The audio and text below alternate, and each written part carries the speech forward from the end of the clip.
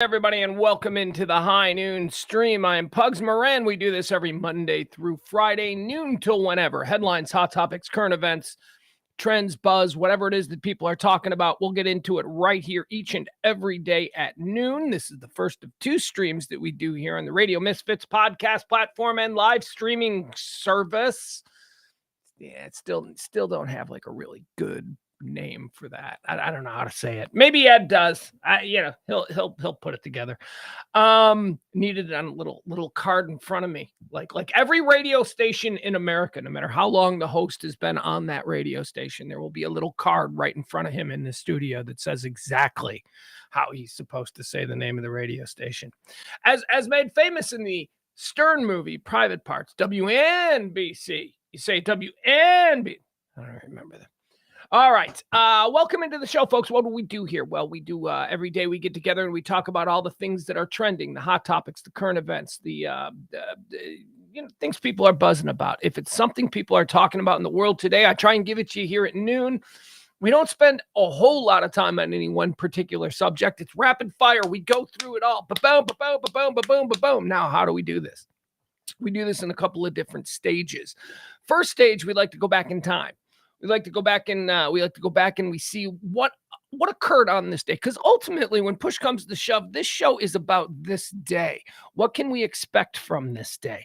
What kind of things are happening that are shaping our world on this day? So in order to understand that, I think it's smart to go back and look at the history of this day, a little segment we call Erstwhile on this day, where we take a look back in time and see events that may have shaped our perception of what this day means. Then we go into birthdays. We talk about people who were born on this day. We celebrate their lives, or, we just crap on it, whatever it is. It doesn't matter. Bad people get celebrated as well. Then we go into the mornings. We talk about people who have died on this day, and we decide, do we care? And, people die every day. They're terrible for his family, but, honestly, no tears being shed by me. Okay, if you're ready, let's do that. Oh, you know what? I didn't finish telling you. Yes, this is the first of two streams that we do here on the Radio Misfits podcast platform.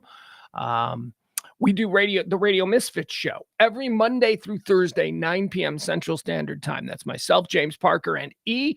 And it's more conversational. It's more just dudes hanging out and chopping it up. Is that the dog out there? Hold on. Doesn't look like it. Okay. At any moment, I'm expecting the dog to come bursting in here and ruin everything. We're having a nice time. We're having a nice little get together. The dog will come in and ruin everything.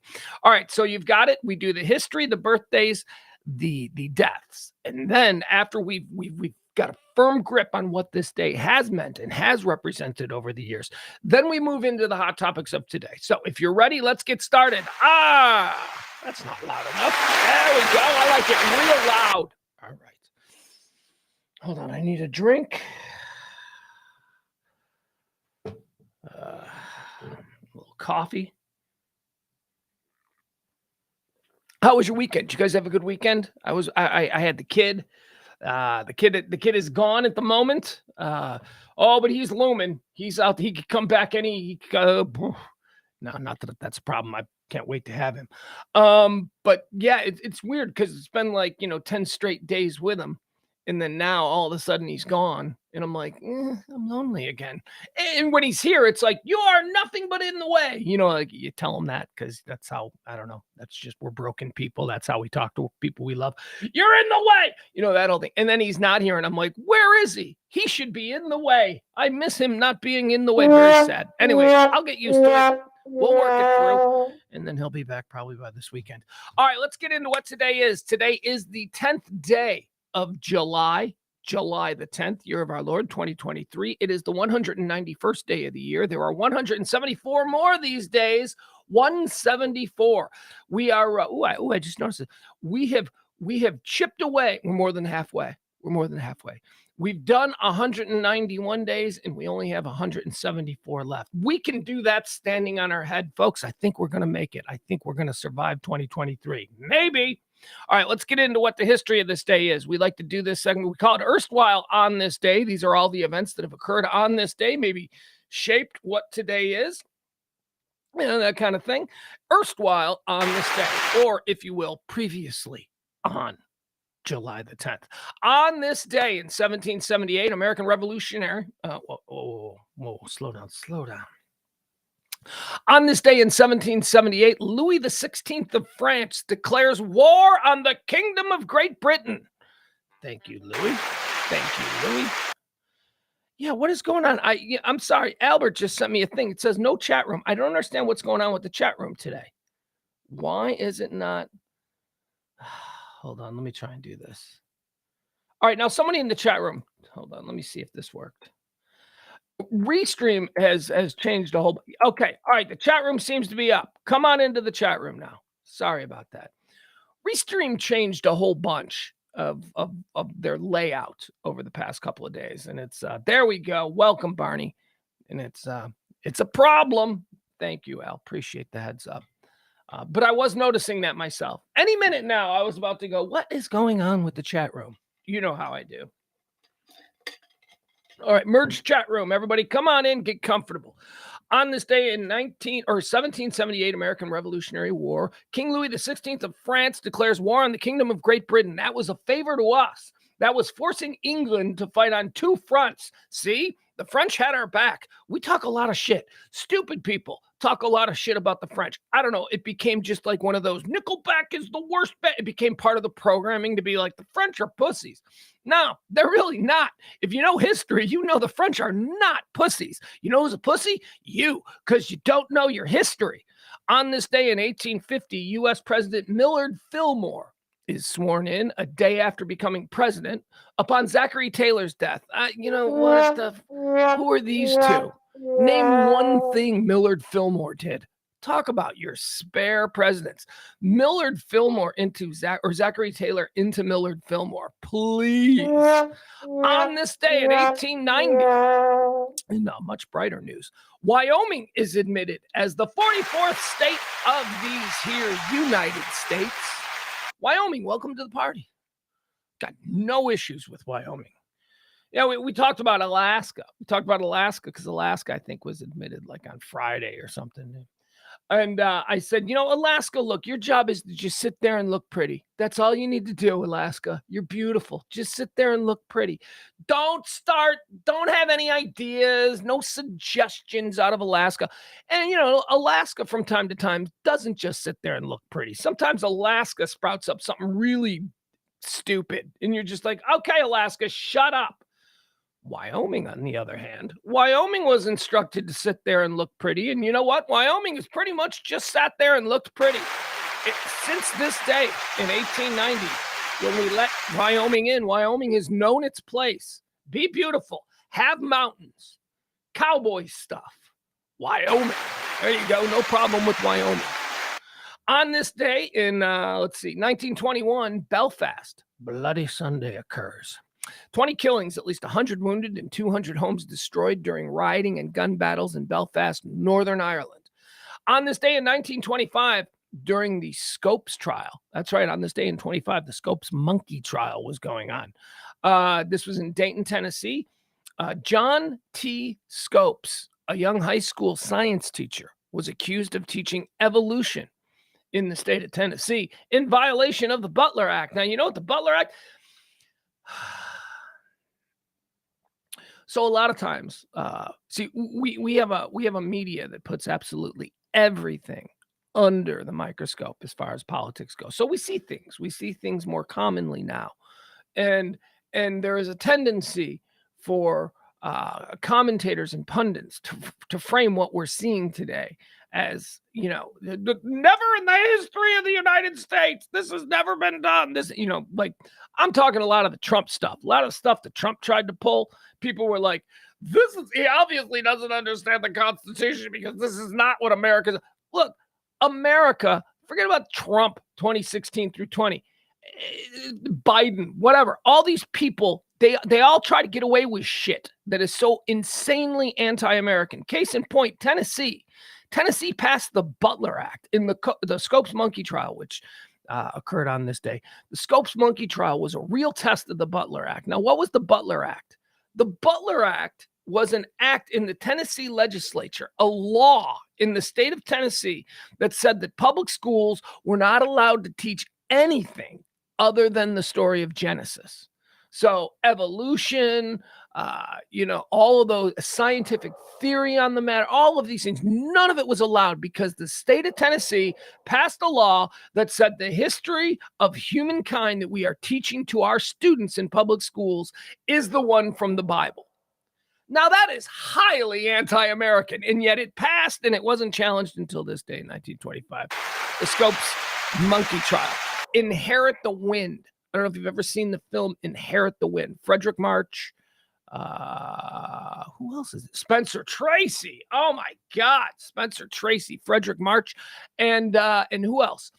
Darren from Bewitched.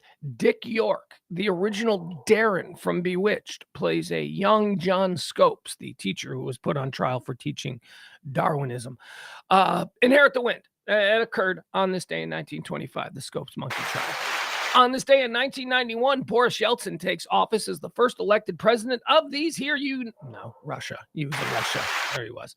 On this day in 1997 in London, scientists report the findings of the DNA analysis of a Neanderthal skeleton, which supports the out of Africa theory of human evolution, placing African Eve at 100 to 200,000 years old. Like, that sounds like, they're scientists. They really narrowed that down. She's between 100,000 and 200,000 years old. That's a lot of time. That's a lot in between 100. So basically what you're saying is she's at least 100,000 years old. Because it seems like, that's a big difference. I know that when we're talking like going back, way back, I know that 100,000 here, 100,000 there, whatever. That's still a lot of time. Does that narrow it down a little more is all I'm saying, British scientists. On this day in 1998, the Catholic Church sexual abuse scandal, the Diocese of Dallas, right here in Dallas, agrees to pay $23.4 million to 9 former altar boys who claim they were sexually abused by Rudolph Kaz, a former priest in the Dallas Archdiocese. Actually, I think I said that wrong. Yes, I don't believe Dallas is an archdiocese. I believe it's just a diocese. Not enough Catholics down here. On this day in 2019, the last Volkswagen Beetle rolls off the line in Puebla, Mexico. It's the last of 5,961 special edition cars. The last one will be exhibited in a museum. Volkswagen Beetles. Those were chick cars, right? Is that still a thing? It was a thing when I was a kid. When I was a kid, that's a chick car. You couldn't have a chick car. Volkswagen Beetle was always a chick car. Cute chicks. Girls, your girlfriend drove a Beetle. You know what I mean? She was cute and she drove a Beetle because they're cute cars, but they weren't guy cars.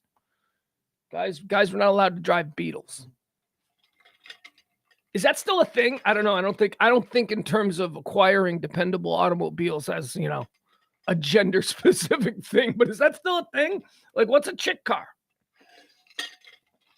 Like Fieros were chick cars, right? Fieros were chick cars, and any car. Didn't the Volkswagen come with like a Daisy on the, it's a chick car. It's a chick car. All right, there you go. That's erstwhile on this day. These are all the things that have already happened. Now let's move into Buonam. They say it's your birthday. Yeah, let's go through some of the birthdays. People who were born on this day in 1792, a big old hearty happy hello and happy birthday to the one, the only, the founder of Dallas, George M. Dallas. Actually, he's not the founder of Dallas. I shouldn't have said that. He's just a dude who was probably never even here, who they just gave for some political favoritism or something. They named him. Dallas became a thing, and they're like, well, we need to name it. And he was the sitting vice president at the time. He was vice president. He was vice president of the United States when the city of Dallas was formed. So they just named it after him. And to make things worse, George M. Dallas, a dude who may have never actually set foot in Dallas, Texas, was from Philadelphia. That's right, Dallas. You are named after a guy from Philadelphia who was probably never here. Philadelphia owns us. No, that's a really sick and twisted way of looking at it. Born on this day in 1839, Adolphus Busch, German brewer, co-founder of Anheuser-Busch, King of beers. Born on this day in 1856, Nikola Tesla, Serbian-American physicist and engineer. It got nothing to do with the cars. That's in tributai. Tesla cars, they're named after him. He's the dude.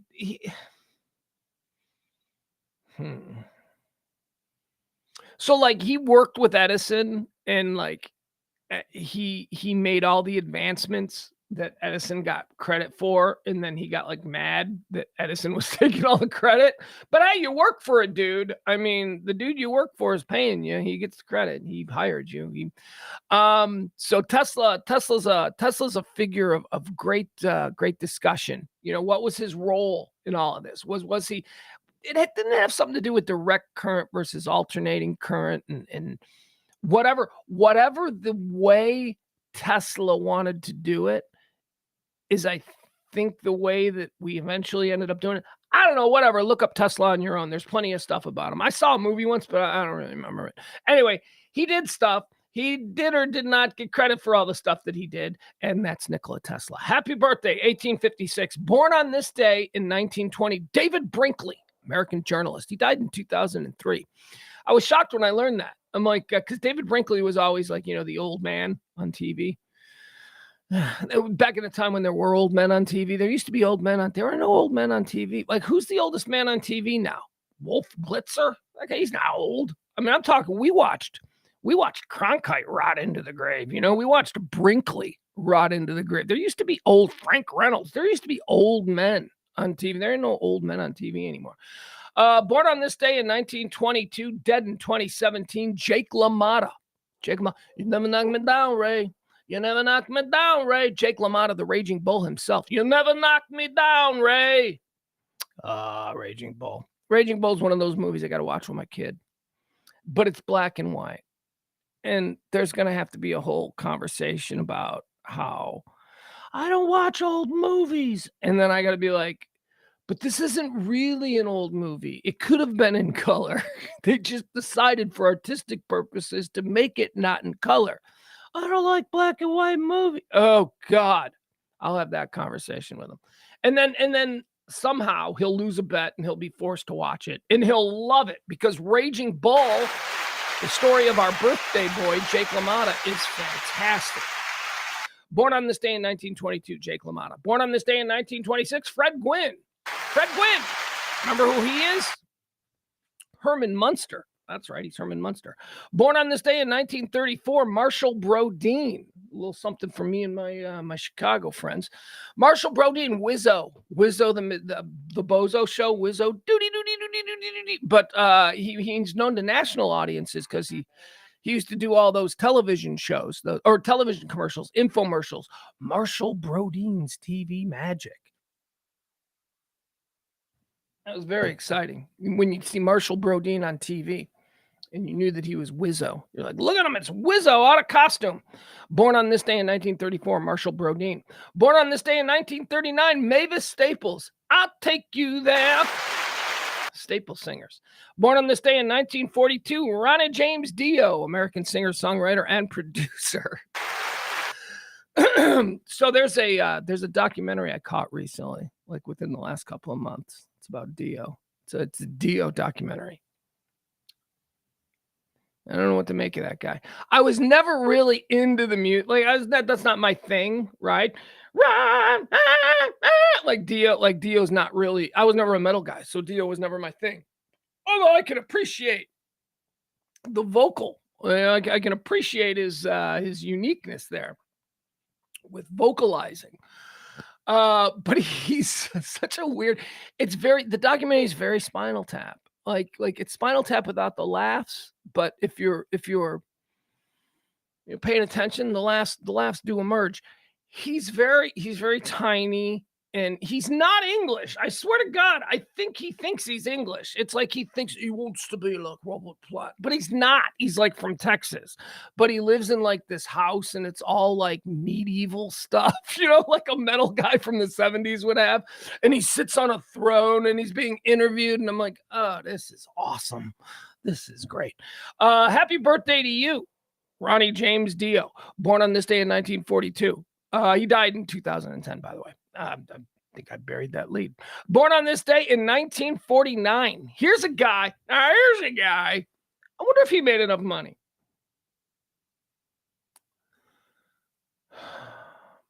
Trying to think, like, did he make his bag? And the bag that we talk about on this show is enough money that if it all stopped today, like, could you be okay? Could you be all right? Greg Kinn. Greg Kinn is celebrating a birthday today, born on this day in 1949. Greg Kinn, for about 9 months in 1982, was a huge rock star. Our love's in jeopardy, baby. Ooh. Well, he had a big one too. Where were you when I needed you? Well, what else did Greg Kinn do? Hold on, Greg Kinn had another one that was even bigger than that, didn't he? Let's see. Got to ask Google on this one. Greg Kinn songs. Oh yeah, okay.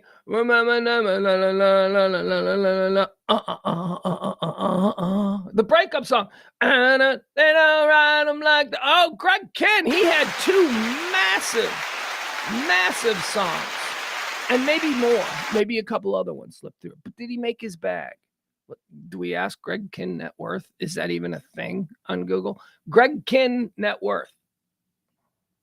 Greg Cannon net worth. I don't know who Greg Cannon is, but he's worth $2 million. Greg Kinn. There you go. Okay, Greg Kinn net worth. Let's see what Greg Kinn's net worth is. According to Celebrity Net Worth, Greg Kinn, whose birthday is today, he's 74 years old, he's worth an estimated $5 million. All right, Greg Kinn, you got your bag. If at 74 you're still worth $5 million, you are fine, sir. Good for you. Born on this day in 1949, Greg Kinn. Born on this day in 1954. Mad respect. Look, I'm an old baseball head. And although I am predisposed to despising absolutely everything about the Chicago Cubs, I will doff my cap to the Hawk, Andre Dawson, born on this day in 1954. Possibly one of the best baseball players I've ever seen. And that was hard for me because I absolutely hated the Chicago Cubs back when Andre Dawson was. Man, I go even further back. I remember, wasn't Andre Dawson and Rock Raines in the same outfield at some point there in Montreal, I think? I don't know. Andre Dawson, man, is he forgotten? Is he kind of forgotten when people, think about, I think because he was quiet. He looked like Lionel Richie. He always reminded me of Lionel Richie. I'm like, why does Lionel Richie play for the Cubs? Andre Dawson, man, he was a hell of a baseball player. Woo. Born on this day in 1954. Born on this day in 1964, 10 years after the great Andre Dawson was born. Urban Meyer, football. Where is Urban? Anybody seen Urban since he humiliated himself there in Jacksonville? Urban Meyer was a can't-miss college football coach. Oh, he's the greatest. And he was so arrogant. My God, these coaches, man. There is something, and there's a coach story coming up that we'll talk about. But college football coaches, man, they are some of the most reprehensible individuals on the face of the earth. They are people, they are duplicitous by nature. They are always looking, they are not honorable men. This idea of college football coaches being Coach Taylor, maybe that exists at the high school level, but it sure as shit doesn't exist at the top level of college football. Those coaches are all bad people. What do you mean they're all bad people? They are all bad people. Now, it should be fair to say that by the same criteria that I judge, I guess I would be a bad person too, because I'm not great, but I'm just telling you, these football coaches, they're swarmy. They are not good people. Urban Meyer, revealed himself to be kind of an a-hole, an arrogant, nobody could talk to him. See, here's what happens with these guys, especially the dudes like Urban Meyer or the Sabins, or these people who have been at these big, successful Kirby, these people who have been at these successful programs for a number of years. And a lot of times when they exist in these sort of isolated communities, which a lot of these universities are, they're not attached to like a major city where the college football coach isn't the guy that everybody is looking at all the time. But when you're like, like in Alabama, like you're in the middle of Alabama, that University of Alabama right there, that's the entire universe. And you, sir, are a god in this universe. So look, that there are some residual effects to existing in that kind of a lifestyle for a period of time, and it ruins you. It turns you into a jerk, and everything. And every door is held open for you. No waiting for tables at the diner. None of that stuff. And that does tend to skew who you are. And yeah, so Urban Meyer's a piece of garbage. He's a piece of garbage because most big-time college football coaches are pieces of garbage. Now, I don't know that this trend, I can't say the same for pro football coaches. I think that's different. I think one of the reasons that college football coaches fail when they go to the pros, and that you can just look at recent history on that. College football coaches don't do particularly well in the last 30 years of the NFL when they make the jump to the pros. Why? Because I believe that any college football coach who is invited to make the jump to the NFL has existed in that society of college football where the coach is the absolute emperor. Well, guess what? When you get into the NFL and you find yourself the property of a city, you find yourself the target of that city's media. You find yourself working for an owner who isn't just, an alumni guy who's caring, all he cares about is wins and bragging rights. No, now you got an owner and you're dealing with a business. It's a completely different thing. So I think pro football coaches are a little bit different. And I think that's one of the reasons why college coaches, when they make the jump like Urban Meyer did to pro football, they fall on their face because they are not used to being attacked at every angle. They are insulated in college for the most part. I mean, on occasion, the national media will take some, something will go wrong in like ESPN National or something will start taking some shots at you. But for the most part, in your everyday life, when you walk out your front door, you are insulated by the local media, the college media, the school media, whatever it is. They protect you because that's the universe that you exist in. That ESPN stuff coming from Bristol, that's outside noise. If you can hold your shit down, we're going to talk about this more. So let's move on. Happy birthday to you, Urban Meyer, you big old failure. Yeah, you failure. I bet you can't handle that. You failure. Urban Meyer. Adrian Grenier was born on this day in 1976. And talk about another guy, Adrian Grenier. I thought, now who is Adrian Grenier? Adrian Grenier is Vinny Chase from Entourage. Remember how popular Entourage was? And so Vinny Chase was Adrian Grenier was a nobody actor who got cast in a show that nobody had ever heard of. And he was cast to play a big-time movie star. So he had to act because Adrian Grenier was not a big-time movie star. Adrian Grenier was a struggling, actor in Hollywood, a pretty boy.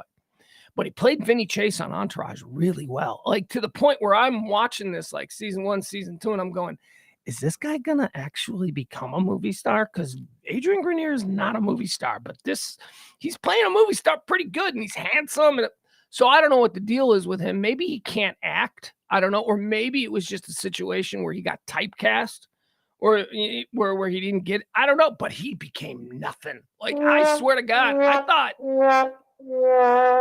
Adrian Grenier was going to be a big star. Absolutely nobody from Entourage really broke out. Not in the way, I mean, you look at other shows and maybe it's different when it's a hit, because I was going to make the comparison to Freaks and Geeks, a show that wasn't a hit. But like all of those people went on to become massive stars, whether it's Seth Rogen or James Franco or the Segel guy, Jason Segel. They all went on to be big stars. Nobody really. I mean, I guess Piven would be. Piven ain't A-list. Piven is doing stand-up comedy now. Piven is not A-list, okay? George Clooney is not going out to do stand-up comedy. Yeah. Anyway. Happy birthday, Adrian Grenier, Vinny Chase from Entourage. Born on this day in 1976. Born on this day in 1980, Jessica Simpson. Where was she born? She born here in Dallas? Where was she born? She born in like Plano, Presby or something like that. Jessica Simpson, born on this day in 1980. American singer, songwriter, actress, and fashion designer. Really? That's what it says. Fashion design. What does she make? Mom jeans? What is her thing? Because she doesn't do bikinis anymore. Remember, she used to do bikinis. She used to. Woo! Jessica Simpson in a bikini around about 2002. Get out of town. But we get older. We get older. She got older. Happy birthday to you, Jessica Simpson. You're 43 years old. 43, she should still be a smoke show. Jessica Simpson should still be. I don't know. I haven't seen her lately. Didn't she I don't know, wasn't there issues with is she on drugs or I don't know what it was, but she kind of went into a tailspin. So there you have it, Jessica Simpson. Michael says her company is worth billions. How much of her company does she own? Because I'm sure that's just the naming rights thing. I'm not saying that she's not cashing a pretty check from it, but Jessica Simpson is not a billionaire. Born on this day in 1988, Antonio Brown, troublesome football player, hands like flypaper. Antonio Brown, born on this day. All right, there you go. Those are the birthdays. Let's move on to these are the people who've died. These are the people who've died. This is where we take a look at people who have passed away on this day.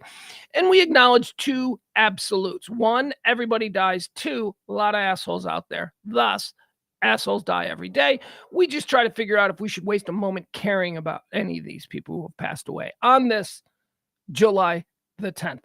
On July the 10th, 1978, the world lost John D. Rockefeller III. No, we don't care. He's a billionaire piece of garbage. He's the guy that wouldn't pay the ransom for his grandson, even though maybe it was a scam.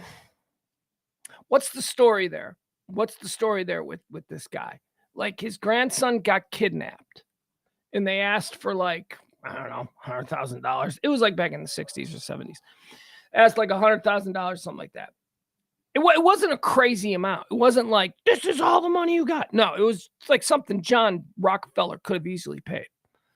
But he didn't pay it. And he didn't pay. I don't know. It was just a bad look. I don't know enough about it. I just know that my takeaway from my understanding of the story is that the bad look, he wouldn't pay for his grandson. Even though I think it was a scam. I think the grandson had himself kidnapped. Whatever. Anyway, we don't care. Hey, you people and your rich people problems, get out of my face. Dead on this day in 1989, Mel Blanc. Yeah, we care. American voice actor, Bugs Bunny, Porky Pig, all that stuff. I don't know. Scooby-Doo. Let's just say he did everything because he's Mel Blanc. He did everything. Yes, we absolutely care. Dead on this day in 2015, Omar Sharif. Egyptian actor. He was born in 1932. He died on this day in 2015. I don't know about this guy. I know the name. I know the name. I think my grandma liked him. Was he in some grandma movie? Was it probably? He made movies in the 60s and 70s. I'm sure he was in grandma movies. I don't know. I'm not going to chime in. I don't know if I care or if I don't care. Omar Sharif died on this day in 2015. All right, that's going to do it for as far as the prerequisites that we need to eliminate before we can move into all the things that are trending today. Let's get into all of the things that people are buzzing about. Hold on. I don't feel real good today. I feel like I got kind of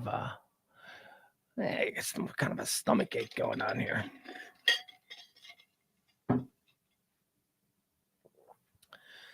Feeling a little loopy. All right. Anyway, I got a lot of sleep. I got too much sleep. I slept till 9:45 this morning, which is strange because the dog also slept till 9:45, which brings me to a question. I found my melatonin gummies knocked over.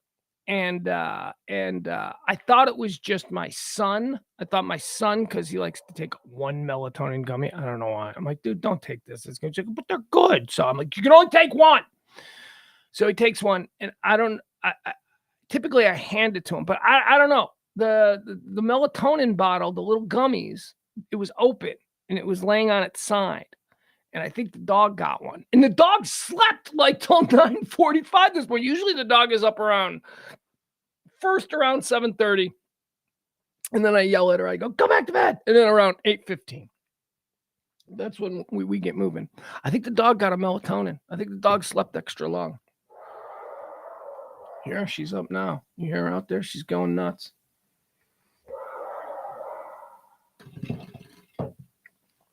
I feel like I got to investigate. I'll be right back. She's doing something. We're going to get into all the hot topics, the current events, the trends, the headlines, the breaking news, all of that stuff. Give me a second here. The dog is having a moment.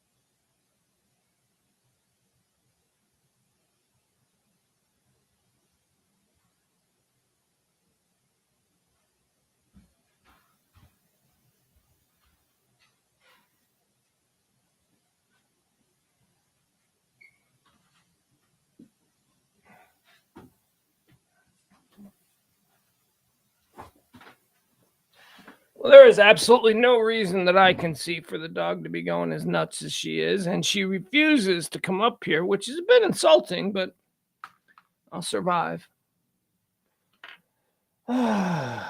Since I just called her, since I just said, get up here, come on, let's go. And she totally ignored me. That means that she'll be busting in on her own in the next 2 minutes. She won't come when I call. She can come on her own schedule. She's going to come. She's going to come on her own. Is that her outside the door right now? No, not yet. All right, let's get into all the things that are trending. Okay, hold on. How are we doing? Let me check in on the chat room. We got the Leslies here. We got Byron here. Who else we got in the chat room? Let's see. Frank is here. Barney's here. Adam's here.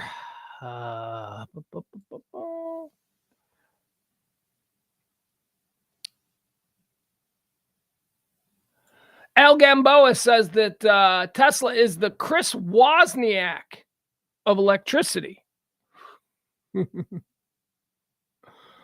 Chris Wozniak? I don't know who Chris Wozniak is. I know Steve Wozniak. Did you mean Steve, or is that a joke? Does Steve have a brother named Chris? I don't know. Let's see here. A lot of comments on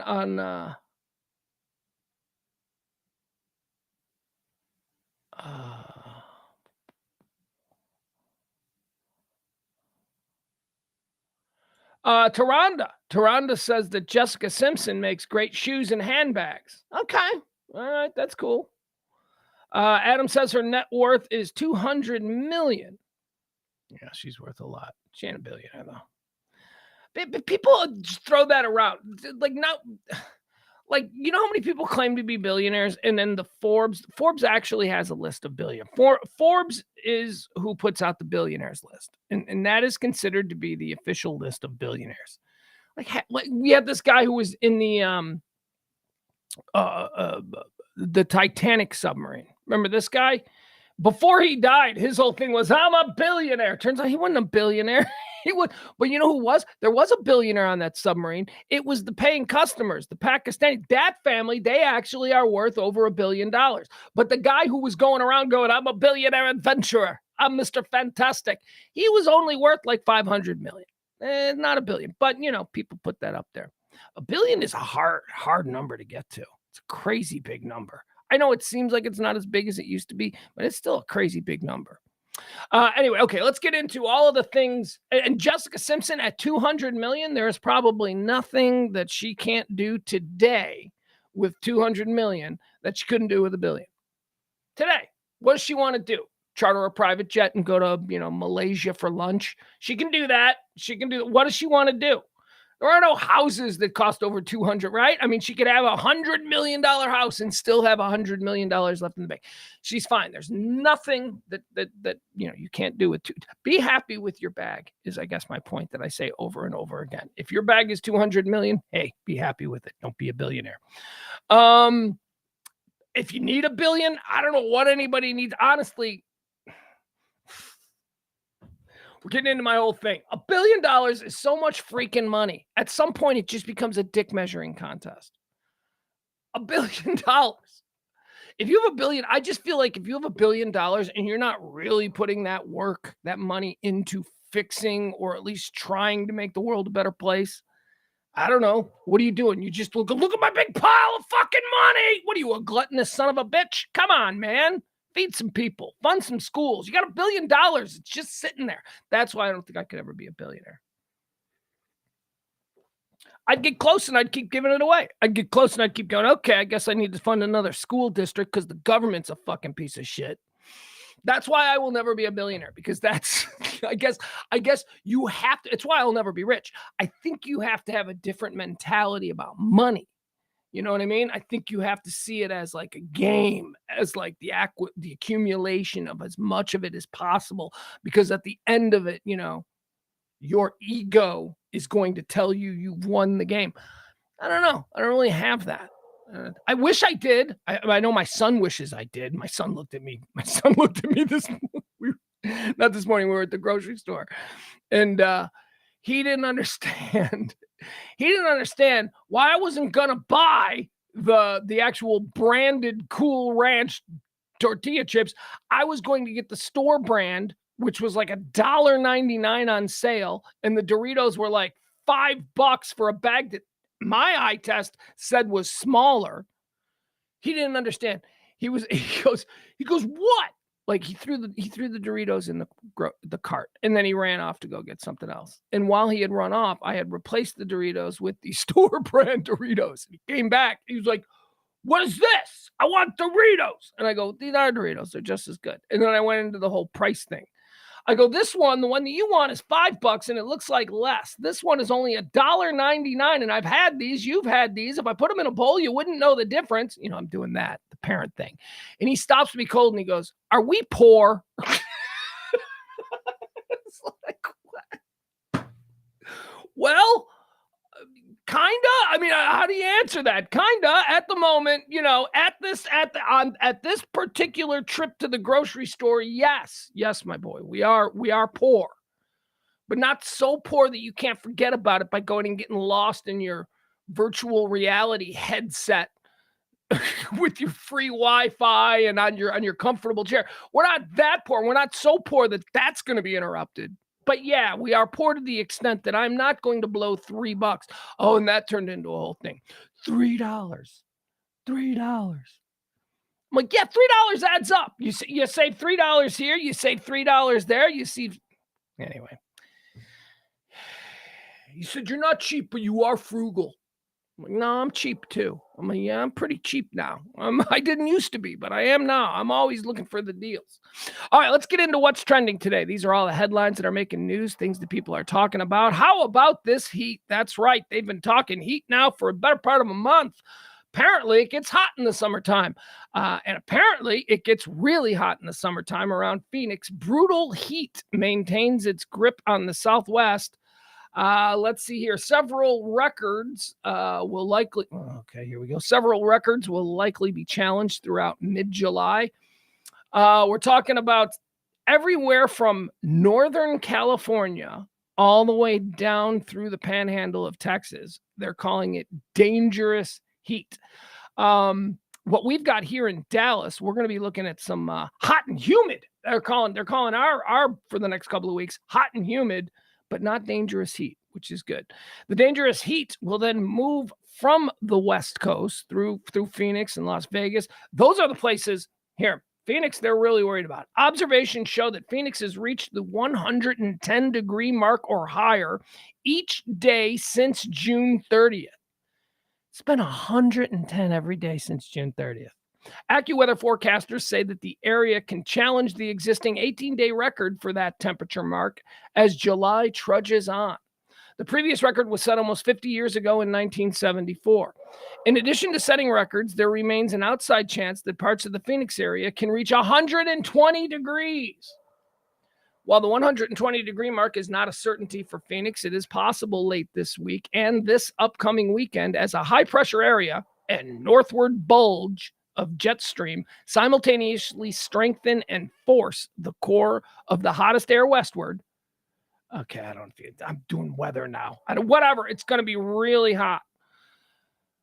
Phoenix has only reached the 120-degree Fahrenheit mark 3 times since records have been kept. This dates back to 1929. The last time temperatures topped that mark was on July 28th, 1995, when a record high of 121 was recorded.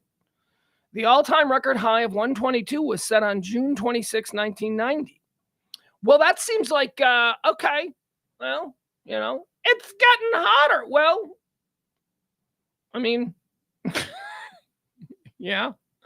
But 1990, that's like what? That's 20, 30, 33 years ago. 33 years ago, it was really hot, and then it was just hot for like all those years, and now it's getting really hot again. So I don't know what that says. Heat. There you go. Everybody in this country is talking about the heat.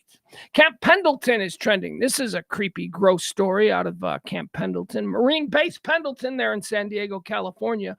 Apparently, a soldier at Camp Pendleton, and by the way, this didn't just break. This is a story that happened weeks ago, and it's just now coming out.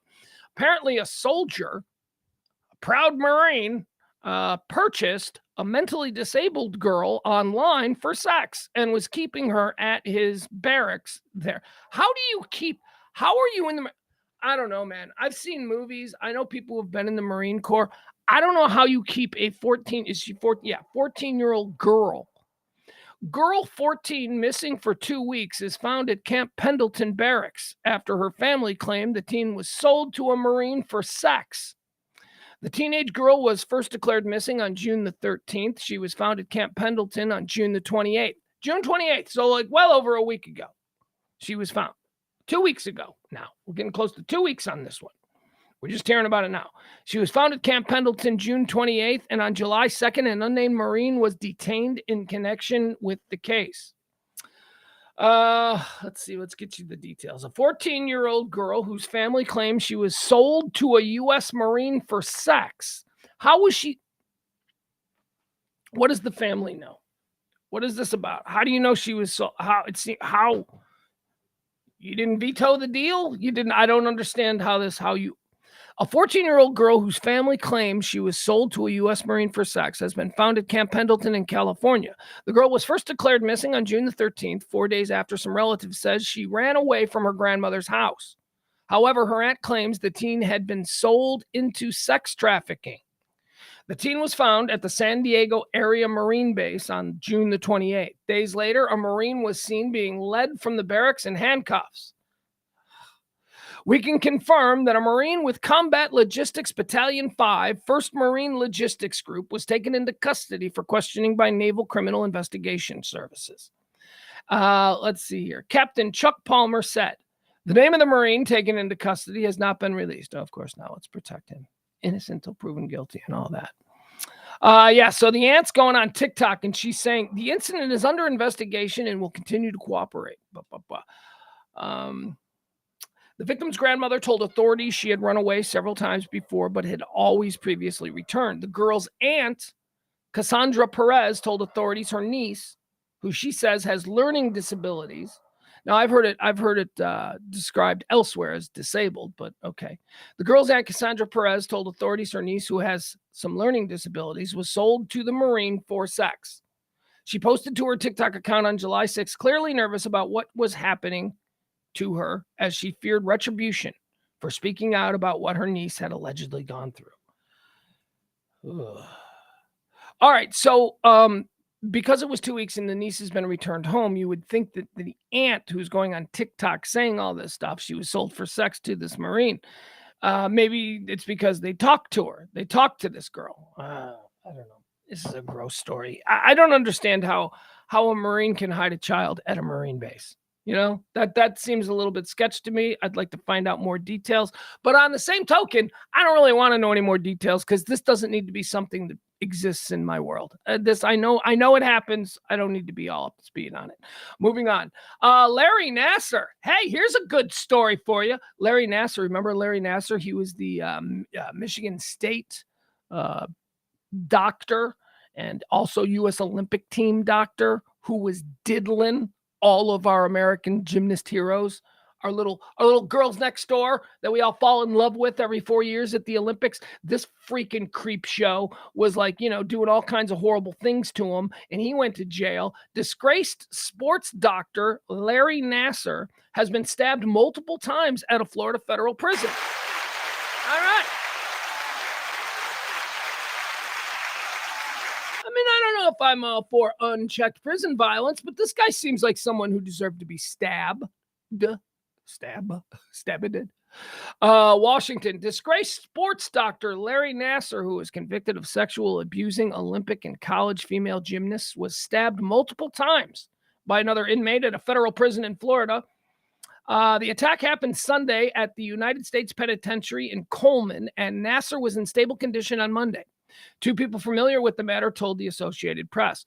One of the people said Nassar had been stabbed in the back and in the chest. 2 officers guarding the unit where Nassar was held were working mandated overtime shifts because of staffing shortages. Boy, that's a job I don't want. I do not want to be a prison guard. Like, what could that pay? Oh my God. Prison guard. Hey, you want to, so right now, if somebody said, hey man, there's an opening at the prison, you want to be a prison guard? I would take that job for like 2 weeks, just for like a paycheck, I guess. I don't know. I couldn't do that. I couldn't. Oh, are you kidding me? First of all, too dangerous. I'm not built for that. I mean, maybe in my 20s. No, I am not built for that. That is too dangerous for me to walk into every single day. Secondly, oh my God, I would be so depressed. It'd be such a bummer. Seeing all these people, just, God, all these like bad people and just like bad things all the time. No, thank you. All right, Larry Nassar is stabbed. He's recovering in a hospital. I guess. Here's a fun story. The Zuck versus Musk fight is picking up steam. It's picking up steam because Musk is getting angry. Musk. Okay, so here's what we know, right? There were all these rumors that the dog is killing me. There were all these rumors that Zuck, who, by the way, hysterically, has become sort of a hero to the idiot class. The idiot class is now all about Zuck is our hero. Oh my God, stop it, you people. You realize that Zuck and Musk are both pieces of garbage. You do get that, right? No, I'm running from Musk to the tender warm heart. He's a patriot, Zuckerberg's a monster, just like Musk is a monster. Stop it, you weirdos. You're all just so constantly looking for a hero to bow down to. Cut it out. So, obviously, there's been some turmoil. The situation at Twitter for the past couple of months has been termed by a lot of people as chaotic. Zuckerberg has decided that he is going to take advantage of that. And so there were all of these stories for a couple of months that Zuck was coming after Musk, that Zuck was coming after Twitter. That if Musk was going to screw around with Twitter and he was going to have this many unhappy users, that Zuck would slide in there and that he would create an alternative to Twitter. And he did. And in the weeks leading up to the release, the opening, the what do they call? I don't know what you would call it, of Threads. Threads is what we're talking about, the new Twitter clone from Mark Zuckerberg and Meta. In the weeks leading up, there was a lot of jawing back and forth because Musk knew it was coming. They've got corporate spies and all that kind of stuff. They knew it was coming. And that's where we had all the silliness with, we should fight. And, Zuckerberg's like, let's go. And then, whatever happened with that fell apart because these two guys were never going to fight. Okay. And then Threads dropped. Then it became apparent last week around Monday, there was a report that Threads, the new Twitter clone app, was going to open on Thursday, and that story broke on Tuesday. And because that story broke on Tuesday, Zuckerberg and the people at Meta decided to drop Threads on Wednesday instead of Thursday. So they dropped Threads a day earlier, caused all kinds of hubbub. They had 1 million signups within the first. Now, they also have a great advantage that Twitter doesn't have. Zuckerberg has Instagram. So when we talk about the battle between, and it's a real war going on right now between Twitter and Threads. when we talk about this battle and we talk about the early gains made by Threads, you have to account for Instagram. Instagram is it's not that just so many people on Twitter left in a mass migration over to Threads. Many did. I'm one of them. Many people did. But there were people who automatically signed up for Threads and became users in the official user count who had never been on Twitter. They were just Instagram users. Threads had the advantage of anyone who signed on to Instagram. If you were an Instagram, and Instagram, by the way, should be noted, is about 5 times bigger than Twitter. I know those of you who are on Twitter are like, we did the list last week. Is it 500 million or something Twitter users? And then there's like, it's like 3 billion Instagram. It's crazy. It's not even close. It was shocking. How Twitter is like the 23rd largest social media platform. I believe that number. I do remember. It's like the 23rd largest social media platform in the world. Instagram is like number 4, right? So Threads had an advantage. Threads within the first hour had 1 million people sign up. And then like within 3 hours, it was like 5 million people. They had gone to 50 million people after 2 days. Mastodon, which is another challenger to Twitter. It's another social media network. Mastodon's been around for like a year and a half now, and they're only at 60,000. So for Threads to go all the way up to like, 50 million users in the first 3 days. By the way, they're over 100 million now. They're already, I mean, that's how quickly and exponentially Threads has been growing. So Twitter's in a lot of trouble. Twitter has seen their engagement absolutely tank since the opening of Threads. I know that, I look at this thing here. I can show it to you. There is a graphic that is making its way around that shows here.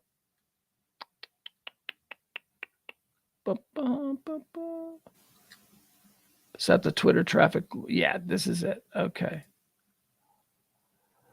Twitter traffic is tanking as Meta's Threads hit over 100 million users. User traffic on Twitter has slowed since the launch of Meta's text-based platform Threads, which has already surpassed 100 million signups since its debut days ago. Threads is being touted by Meta executives as a more positive public square for communities that never really embraced Twitter. Matthew Prince, CEO of Cloudflare, shared a screenshot to Twitter Sunday showing the traffic on the platform was tanking. Here, we'll see if we can see this graphic. Here it is. All right. I mean, and is this going to stay, right? I mean, am I going to go back to Twitter? I don't know, maybe. I'm having some fun with Threads though. Maybe. All right, so here we go. Let's see. All right, so let's see here. I don't know how to read this. Here, I'm looking at this. This looks bad, and this is where it is now. This is where it was. I don't know. When did Musk take over? I have no idea. Anyway, so wait a second. Sorry. Google just signed me out. Freaking Google.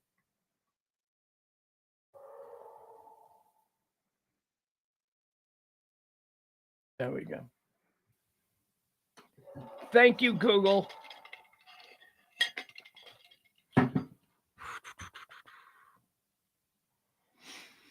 No, I lost my place in this whole thing.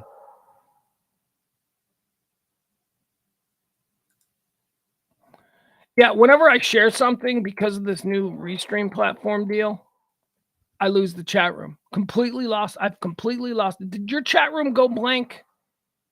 The shared chat room? Because it wipes it out completely whenever I share something.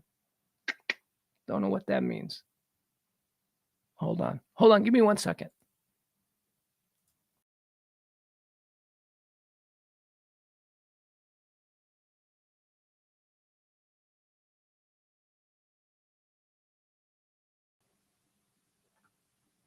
All right, I think we're back now. Let's see if we can get the chat room.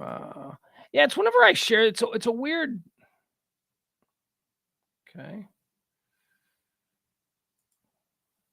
There we go. Nothing changes for you guys. Okay. All right. Thank you. Not going to switch to StreamYard, Leslie. With all due respect, I trust Ed on this. After all, he only produces hundreds of shows. He knows all of them. I appreciate you helping, but you're not helping. You're just making Ed mad. All right. So back to Threads and versus Twitter. So, so you know that the numbers are not looking good for Twitter, at least as far as erosion to their users. Threads for me is very quiet. You know, it's not as chaotic as Twitter. There's not as many ads. It's easy.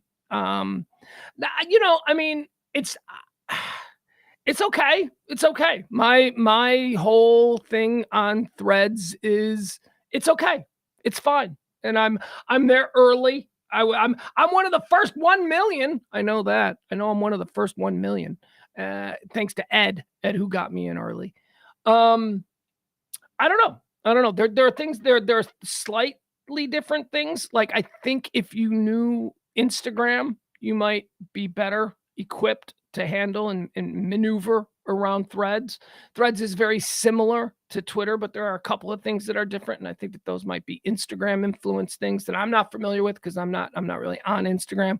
I have an Instagram account that I never used. As a matter of fact, the most useful thing my Instagram account was ever used for was allowing me to sign up for Threads quickly.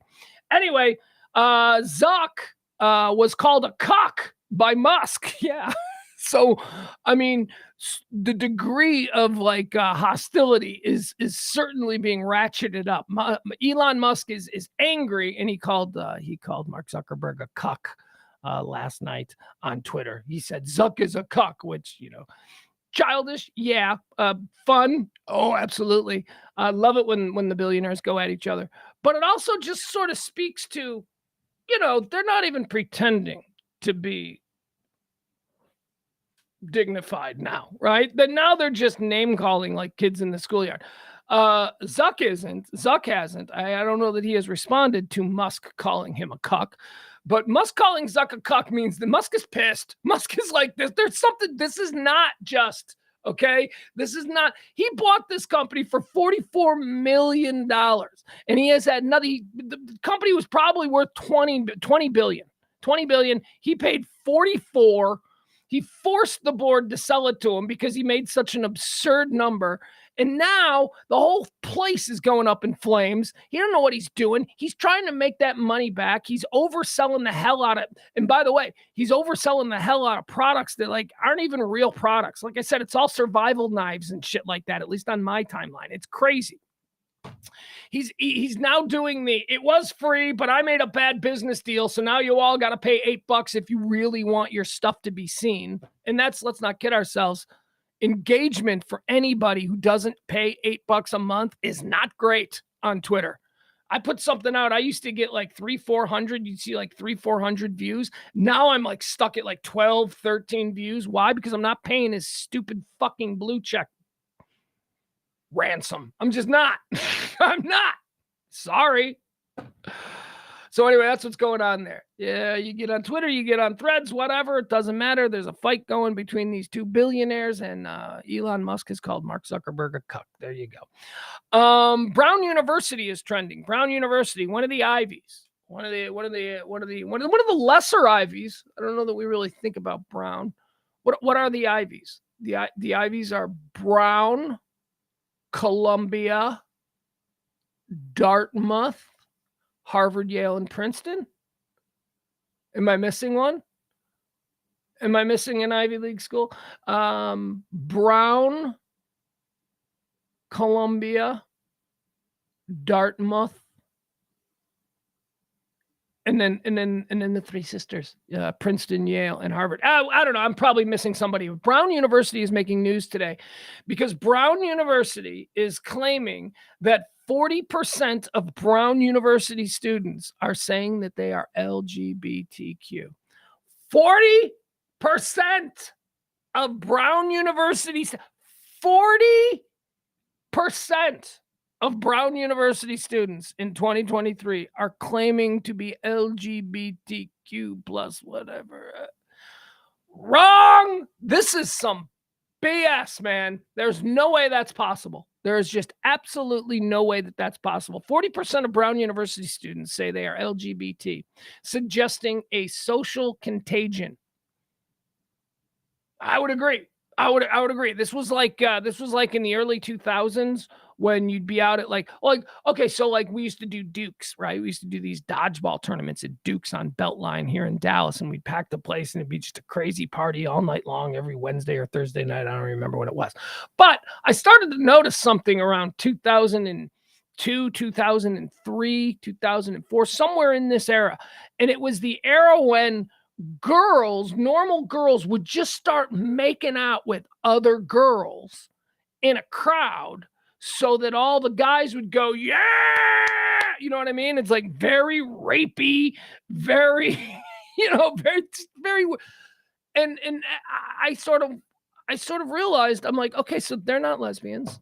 These are not gay girls. These are just normal girls who see that there is some sort of accolade that comes with them in this moment, being lesbians for a bunch of oversexed boys. That's what it was. They weren't lesbians. It just became more socially acceptable. And the people who are calling this Brown University poll result a contagion are sort of thinking along those same lines. Our kids, 40% of Brown University students are saying that they're gay in some way, LGBTQ. They identify with LGBTQ in some way. So 40%, that's not possible. We know that's not possible. It's probably more around 20%. And that's probably high. But let's just say that it is 20%. So what is the other 20% doing? The other 20%, for some reason, are just identifying with this group because we are humans and we are tribal and we like to belong to something. And they are just belonging to something. Other sexual orientations have seen massive increases since the fall of 2010. Brown's LGBTQ population has expanded considerably. The gay or lesbian population has increased by 26%, and the percentage of students identifying as bisexual has increased by 232%. The student newspaper, this according to the student newspaper, students identifying as other sexual orientations within the LGBTQ plus community have increased by 793%. The idea of LGBT identification as a social contagion is one that continues to draw criticism among academics. For example, the head of an academic journal that published a paper that supported the theory wrote, all right, it doesn't matter. We don't need to get into all this fucking.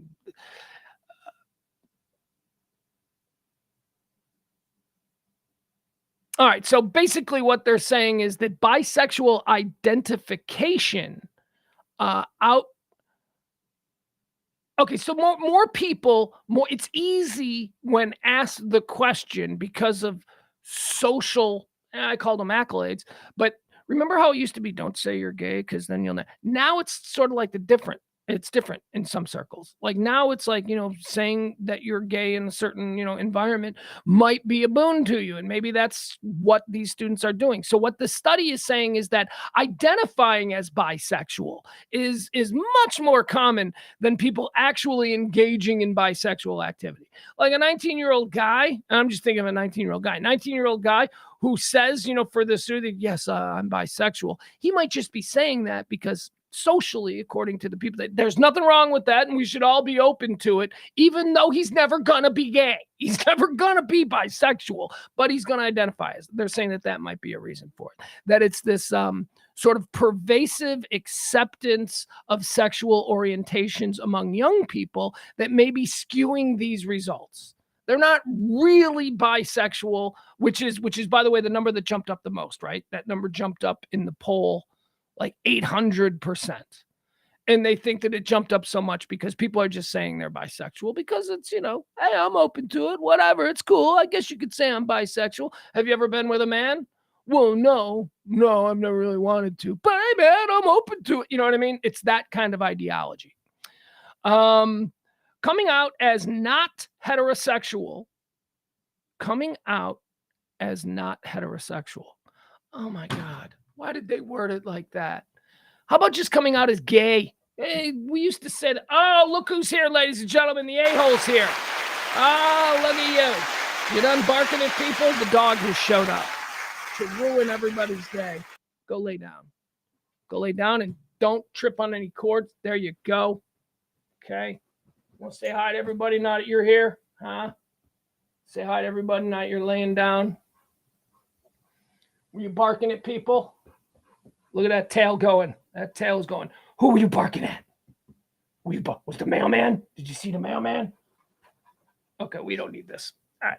You need to sit down. I got you too excited. All right. There we go. You want to lay there? Got to teach you how to close doors because I left the studio door open. That's okay. The breeze feels good. Oh my God. Hold on. Coming out as gay is trendy and wins social plaudits. But the notion that social pressure plays a role in LGBT identification is only controversial because the group is a sacred cow. Okay, this is turning into some kind of, this went from a report on a study at Brown University into some kind of agendized rant. So we're going to move on from that. Anyway, I do agree with the idea that, there's no way 40% of the students at Brown University are gay or lesbian or bisexual or whatever it is. There are social...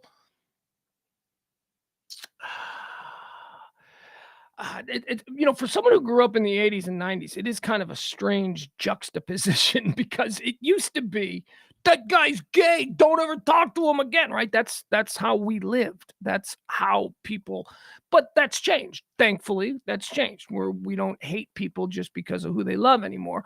At least for the most part, we don't. And we're a little bit more open to it. And could society have shifted that much? Yes, I believe that it has. I believe that there are a lot of people who are out there just, being gay because it's part of the tribe that they want to be a part of, even though they are not necessarily gay. Although if you asked me back in the 80s, if you kiss a guy, you're gay, right? I don't know. I don't know if I still feel that way. I think that maybe you can just kiss a guy like in a movie or something, or dude, I'll give you $50 if you kiss that guy. Okay, give me $50. I'll kiss that guy. Doesn't mean I'm gay. Although I guess that would, by definition, mean that I am gay for pay. Don't count me out. I got no problem with it. I got plenty of gay friends. All right. Another study here. Living alone. Living alone is something that is becoming, well, all us cool kids have been doing it for quite some time. And I can tell you that I absolutely love living alone. I like having my son here for, week chunks and all that kind of stuff. But, living alone is pretty good. There's, you get to walk around without pants on if you want. That's nice. That's really nice. I made dinner last night in my underwear. Just in my underwear, just walking around. Nearly 30% of American households comprise a single person. This is a record high. Scholars say living alone is not a trend so much as a transformation across much of the world. Large numbers of people are living alone for the first time in recorded history. It's just a stunning social change, says a sociologist at New York University. I came to see it as the biggest demographic change in the last century that we failed to recognize and take seriously. Homo sapiens is a social animal. Historians tapped ancient census rolls to show that our species has lived in groups for as long as such records have existed. The U.S. Census shows that solitaries made up 8% of all households in the 1940s. So in the 1940s, only 8% of people lived alone. The share of solo households doubled to 18% in 1970 and more than tripled to an estimated 29% by 2022. All right, here's what I think is happening. I think that it's just, again, just indicative of the time that we live in. In 1870, I think you were probably better served to live with other people. I mean, look, you just want to jump ahead to the first car. Like, right, I was just thinking of this, like 1915, the Ford Model T. And I don't even know if 1915 is when that was around, but like 1915, the Ford Model, you needed another person just to start your car in the morning. Remember, like one person had to crank it from the front. So, I mean, there were just, life was harder. I think you died if you lived alone. There were just, you needed help with things. You don't need that anymore. We live in almost an entirely automated world now. There is no reason that someone can't be completely self-sufficient. It's just a matter of their emotional, the way they emotionally handle this. And if you're like me and an only child, you can handle it fine. You like being alone. But I think that's the reason. I think that's why throughout human history, we didn't live alone. I think that we were better served living together with other people. Maybe there were dangers, we needed people to help defend us or to fight off bad guys or stop robbers from taking our food. I don't know what it was. But certainly in the year 2023, I don't think we're dependent on any of those things anymore. Excuse me. In 1940, yes, 8% lived alone. And now by the year 20, oh, wow. Hold on. What year? By 2020, all right, we are now at 30% of people live alone. The solo living movement intersects with several other societal trends. Americans are marrying later, if at all. The nation is aging. The national birth rate is, that's a thing. Boomers. People are living alone because of boomers. A lot of boomers been married for 60 years and then all of a sudden somebody dies. And then, they're by themselves. And is that sad, right? That's like, ugh. Of course, it's only sad because we're projecting what we think we would feel if we were in that position. But, who knows? A dude that's been married for 60 years might be enjoying, the next 10 years of, the old battle axe. Now, I mean, I miss her, don't get me wrong, but it's nice that I can leave a mess where I want it. More than anything, perhaps the rise of single-person households is about women entering the workforce and achieving economic self-sufficiency. The share of adult women participating in the labor force reached 50% around 1980. Historically speaking, you don't see people living alone until women have control of their own lives and their own bodies, according to Kleinberg. So there you go. People are living alone. More people are living alone now than ever before. And some people are concerned by it. Others, not so much. Jamie Foxx is trending. Jamie Foxx, the mysterious Jamie Foxx. Here's what we know. We know he was filming a movie in Atlanta a couple of months back, and we know that he had a medical emergency. We know that something happened to Jamie Foxx. Jamie Foxx family, at that point, they went on lockdown. We knew absolutely nothing. What's going on with Jamie Foxx? Ain't nobody talking. Nobody said nothing. We did get some clues, though. One of the clues was the film that he was working on in Atlanta. The movie company back in Hollywood shut down production. They said, okay, this movie is done. We're not doing it. Why is that important? Well, because that tells us that the movie company, who we must assume has some kind of information about Jamie's health, since he's a super $1 million investment in the film, they were obviously told that Jamie was not coming back to finish the movie. So they ended. So that was big. So that told us, oh my God, whatever this health thing is, he's not going to be back in 2 weeks with a cast on his hand that CGI is going to have to get rid of, right? It's something else. It's something serious. Weeks go on. We start hearing reports that, Jamie Foxx was near death and the family is praying, blah, blah, blah, blah. Then nothing for more weeks. And then suddenly we start to hear that, okay, Jamie Foxx is in a hospital. He's in a rehabilitation center. What do they call it? In Chicago, we have this really famous brain place, the Shirley Ryan Ability Lab in Chicago. It's like the world's foremost, if you got a brain or if you've had a stroke or, you know what I mean? Like it's like the world's foremost place for people who are recovering from severe brain injuries, the Shirley Ryan Ability Lab in Chicago. It's part of a hospital. I think it's part of Northwestern. I don't know. Ed might know. So it's revealed that he's there, which tells us more. Again, I just told you, it's the world's foremost brain injury rehabilitation center. Okay. You don't go there because you got a headache. You go there because you got to learn how to walk again, talk again, do all these things. That's the Shirley Ryan Ability Lab. It's revealed that he's there. So those of us who know what that is, we're like, okay, all right, they ended production on the film, and now he's at the Shirley. He's been there for months, right?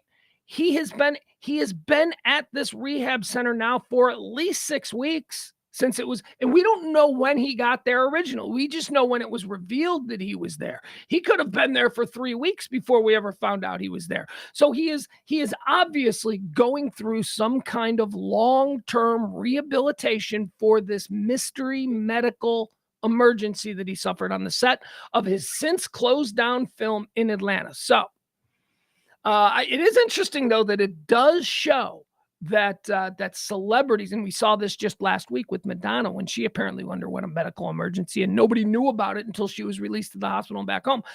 Celebrities are getting better at keeping these things from the media, because I can't believe that nobody has the story on what's wrong with Jamie Foxx. All the stuff that I've read, because I'm obsessed with this mystery. I'm obsessed with what is the mystery I'm obsessed with? I'm obsessed with violating this man's right to medical privacy, right? I just need to know. He's a celebrity. I want to know. We love Jamie Foxx. Jamie Foxx seems like a really cool guy. Okay, so the reason that he's trending now is because Jamie Foxx was seen on a boat yesterday.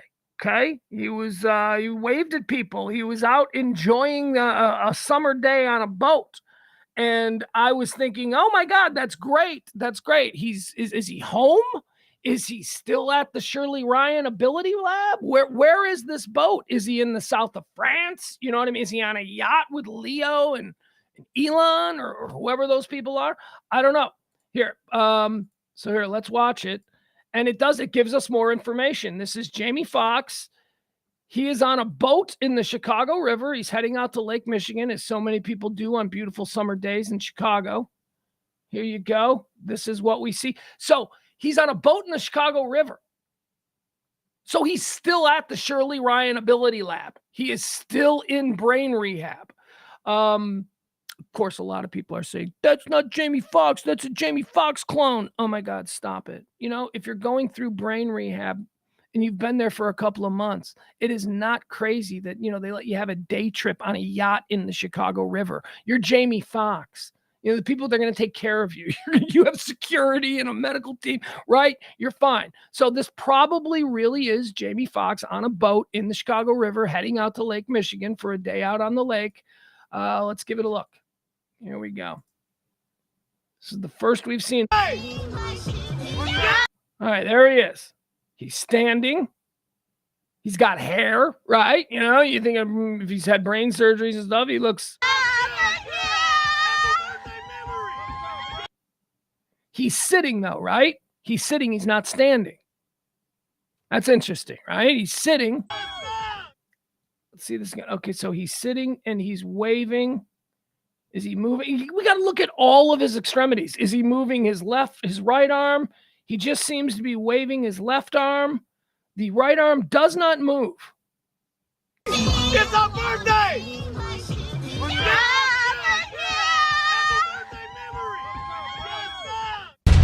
All right.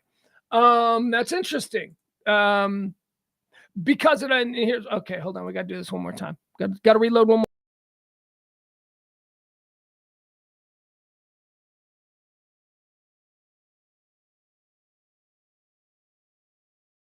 And we're back. Okay. Every time I do that, I lose the chat room, so I forget.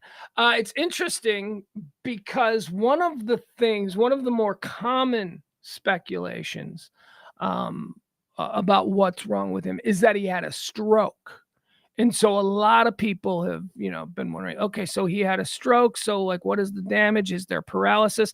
And we just saw in that video, if he had a stroke and it affected the right side of his body, we did not see any movement from his right arm, his right leg. He was sitting, he was waving like this. I mean, Best thoughts for Jamie Foxx. It's good that he's out enjoying the day, right? I mean, he doesn't have tubes. He's conscious. He seems he's dressed. He looked like he was in good shape. But man, I'm telling you, we don't know nothing about nothing. Taylor Swift is trending today. Why is Taylor Swift trending? Because Taylor Swift is on track to make $332 million this year. Woo, Swifty! $332 million on this crazy ass tour. Taylor Swift is on track to earn $332 million this year, which could make her the highest paid entertainer. MarketWatch did an analysis of all of Swift's income streams led by her earnings from the current Eras tour. Here's a picture of her.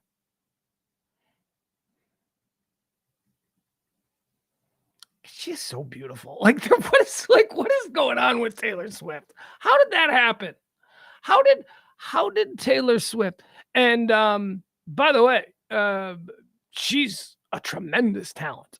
She is an amazing talent. I don't give a shit if you're not really into her, or maybe it's because your 15-year-old daughter likes her or whatever. Get your head out of your ass. Taylor Swift is a tremendous talent. This woman is absolutely an all-timer. Her music may not be your cup of tea, but oh my God, does she write hit songs? Oh my God, is she a songwriter? Anyway, on top of that, she's gorgeous. It's like, how do you get to be so talented and so gorgeous? And then she's been famous for 20 years now, right? At least 10 years, 15 years, whatever. She's been famous for a while. Is she an asshole? I haven't heard that she's an asshole. I don't know. So you know what? If somebody's got to be this successful and this popular, it may as well. Godspeed to you, Taylor. You seem like a wonderful girl. I just can't get over how she's got everything. She's like the female Tom Brady. She is like the female Tom Brady. Every attribute that you seemingly want in a woman, in a young woman, she's got. She's gorgeous. Well, but how tall is she? Oh, she's like 6 foot tall. Well, what's her body like? Oh, it's incredible. Oh, can she dance? Yeah, she can dance, and not just white girl dance. What about singer? Can she sing? Yeah, she can sing. Can she play? Yeah, she can play instruments. She's probably got straight A's in school. She was probably, her best friend was probably the nerd. She's probably just all of these incredible things. And she's going to make about $332 million this year alone. Swift's earnings in 2022 included sales from her album Midnights, released that year, plus royalties from previous albums. But Swift didn't hit the concert circuit last year. And in case you haven't heard the news, she embarked on a tour this year that could ultimately gross $1 billion. And that's not even factoring in her new album.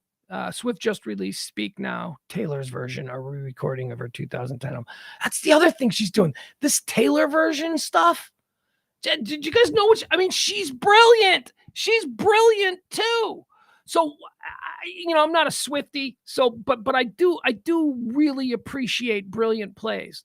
So Taylor Swift created all of this great early music that was, she put out a number of albums early in her career, and they were all under a record deal that she had signed previously, right? And those were all hits. But somehow she didn't get publishing or royalty on any of those hits.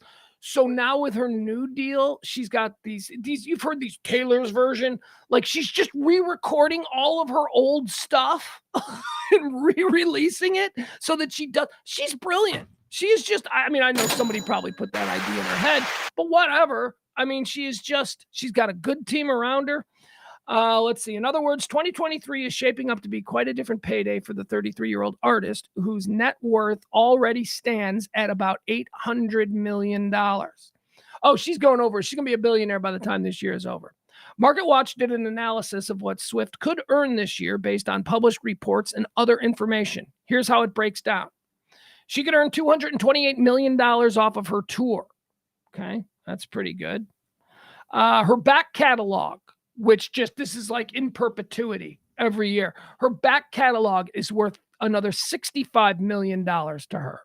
Her new album is expected to make her $14 million. And it's not even a new album. It is just the Taylor's version of an album that she released for another record company years ago.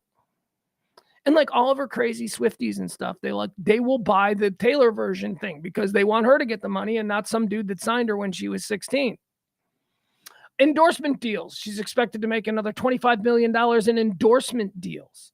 And then there's another $25 million that is expected in miscellaneous. Just getting out of bed in the morning. Just getting out of bed every morning for 365 days, miscellaneously. Taylor Swift is going to stumble across another $25 million. Holy cow. She the greatest catch there is. 33. She's not married. 33. It's getting to the point, right? Wouldn't you? What? She's career girl. She going to have kids? She going to have kids at 40? Is that what she's going to do? Probably when she slows down. Who's going to get Taylor Swift? Man, that is, you want to talk about a catch. She's a billionaire now on top of it all.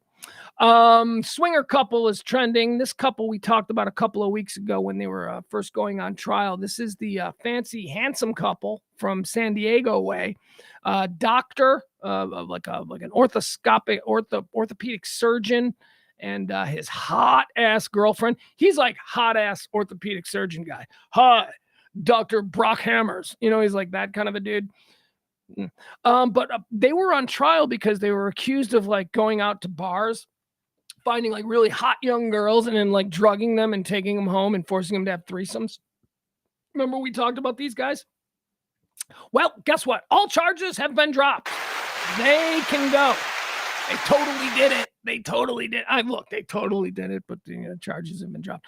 And what did they do? What did they do really? Look at these people. Well, I'll show them to you. Oh, they're handsome people. They're good-looking people, and when you're good-looking, sex becomes weird. When you're good-looking and you can have sex with anybody, when anybody you walk in, imagine being like super hot and like you walk into any room and you go, if I just wanted to have sex with that person, I could. If I just wanted to have sex with, like when that's your mentality, I'm telling you, it makes you weird. Makes you weird.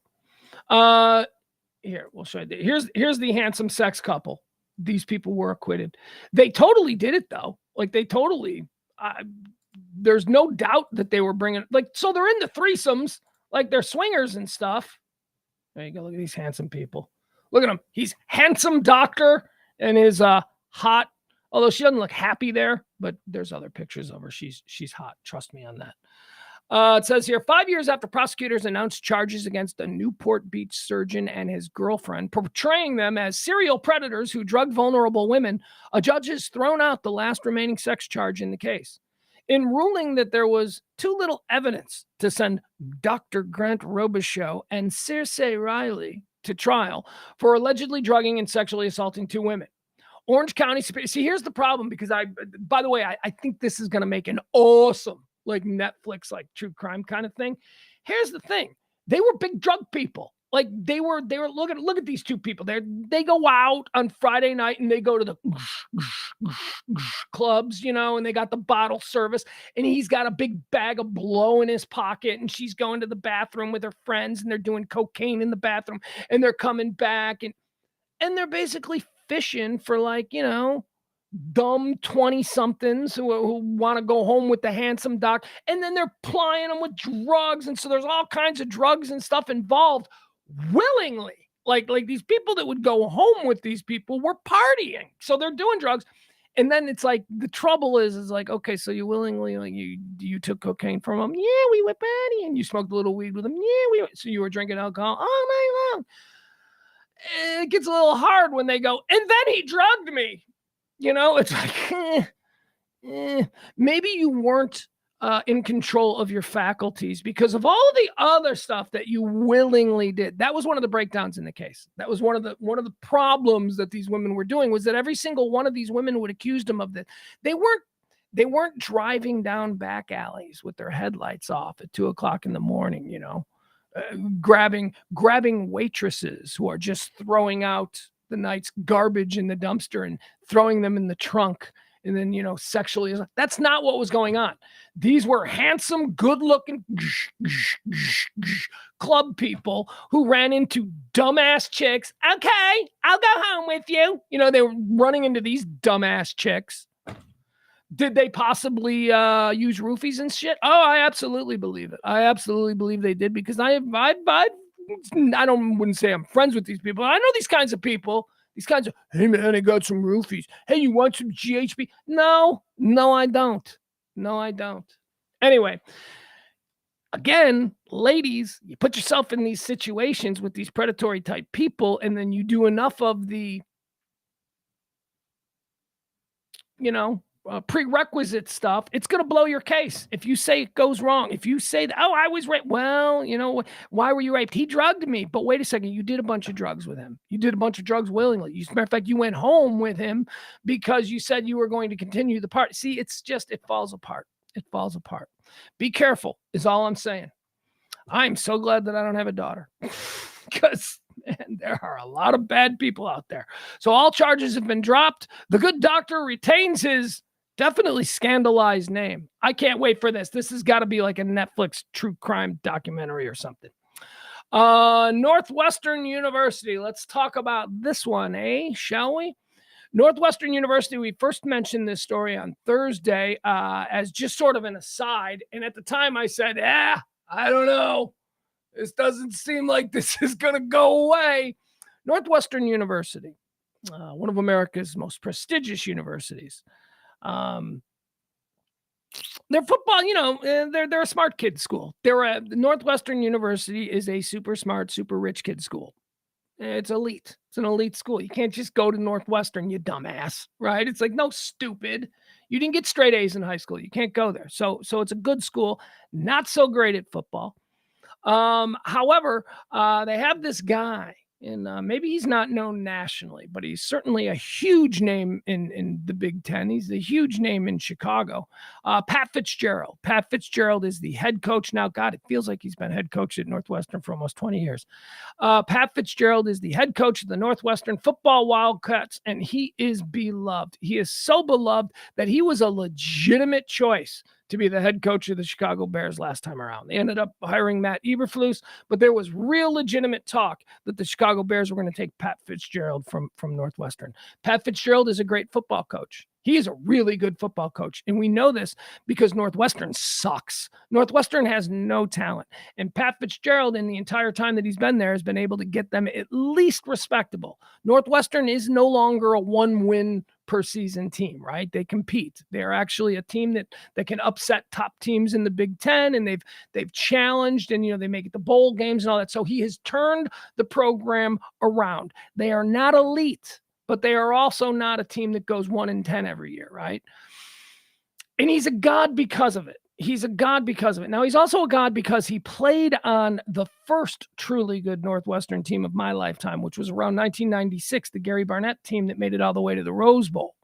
Pat Fitzgerald was the emotional leader of that team. He was the middle linebacker, and so it became sort of, an obvious thing that as he matriculated his way through the coaching world, spent a little bit of time. He was drafted by the Cowboys. Pat Fitzgerald was drafted by the Cowboys in like the 6th or 7th round. I think he made the team 1 year maybe, but then he got cut or something, and he went into coaching. He became the head coach at Northwestern. He's been there ever since. He's beloved. He is beloved at a school, however, that is in Alabama. He's beloved at a school he's beloved because he's a local kid, grew up in the area, right? Grew up in the Chicago area. Now he's the head coach at Northwestern. He's returned the football program to respectability. Everybody loves him.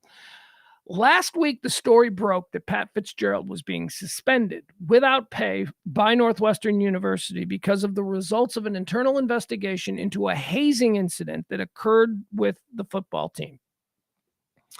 I said at the time, wow, isn't this convenient? How interesting. Hold on, got to reboot. Give me a second here. Hold on.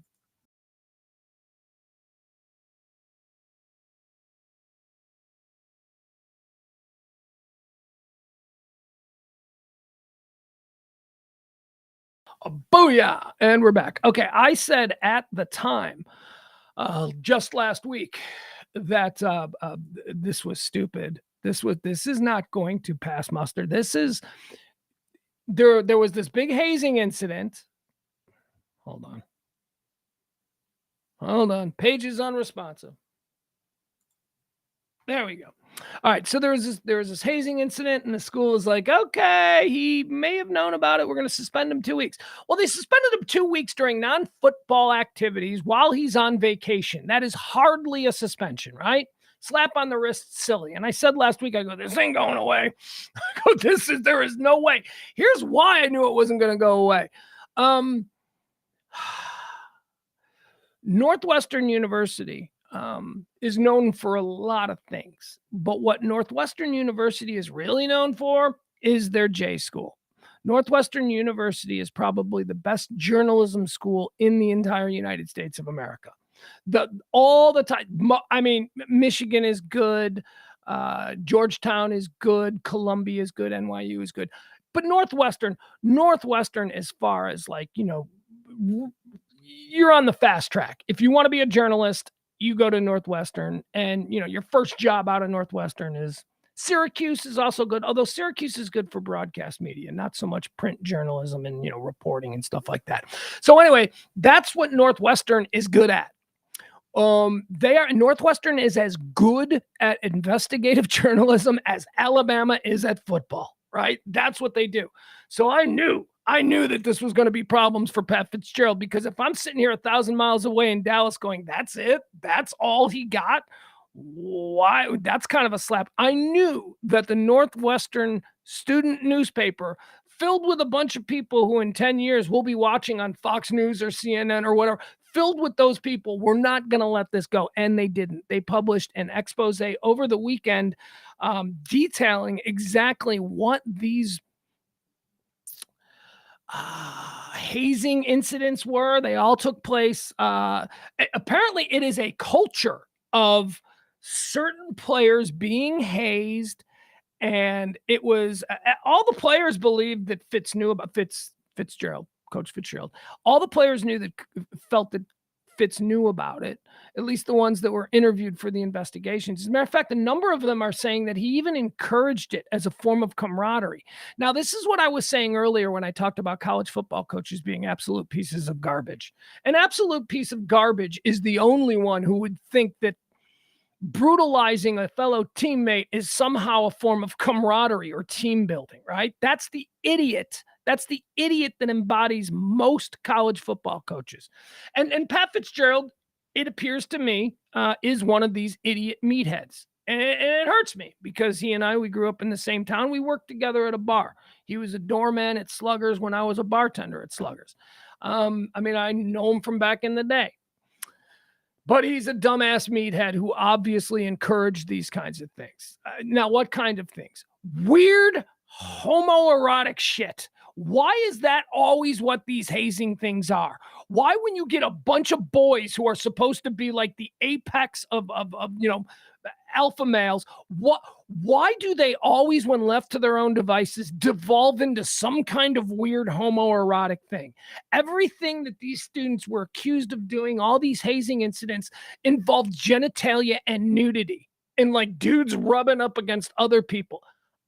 Unbelievable. What is that about?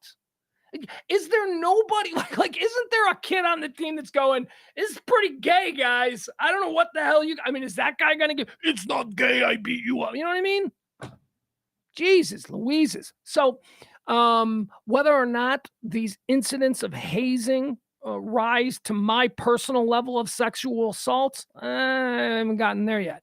However, it's just weird shit that was allowed to go on. Like, they had a thing called a human car wash, where players who underperformed would be forced to stand naked at the entrance to the showers. So they would line up, creating a row. Like, there'd be a guy across from me, and then the guy next to me would have a guy across from him, and the guy next to him would have a guy across from him. So they created this like tube, and all these dudes were naked, and they were forced to like suds themselves up get all sudsy, and then they had to spin in a circle while other dudes, who I don't know if they're being punished or if this is just some kind of pleasure for them, while other dudes walked through these naked dudes spinning bodies. They called it the car wash. What? Wait a second. Who's being punished here? Wait, what? What is that? I'll go through the car wash. What the? And apparently throughout the locker rooms and in the coaches' offices, there were whiteboards with lists that had the names of players who were next up to go through the car or whatever it was. How incredibly weird.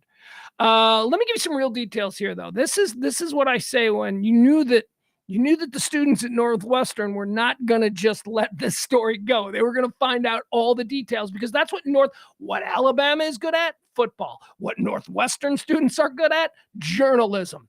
This comes from the Daily Northwestern. Former Northwestern football player details hazing allegations after coach's suspension. He's going to be fired, by the way. If it hasn't already happened, it might happen this afternoon. Content warning. This article contains mentions of hazing, sexual assault, and suicidal ideation. A former Northwestern University football player told the Daily some of the hazing conduct investigated by the university involved coerced sexual acts. A second player has also confirmed these details. See, that's what they do at Northwestern. They get two sources confirmed. The player also told the Daily that head coach Pat Fitzgerald may have known that hazing took place. I've seen it with my own eyes, and it's just absolutely egregious and vile and inhumane behavior, the player, who asked to remain anonymous for the story, said. The former player said he reported his experiences to the university in late November of 2022. He alleged that much of the team's hazing centered around a practice dubbed running, which was used to punish team members, primarily freshmen, for mistakes made on the field and in practice. Now, running, that sounds fun. All right, you're going to have to do running. That sounds good. I'm like, okay, I screwed up. I'm a freshman. I get it. I'll go run some laps. It's going to suck, but, I suck right now, and I'm trying to get better, and this is part of the process. Running. Oh, no, that is not what running is. That is not what it is.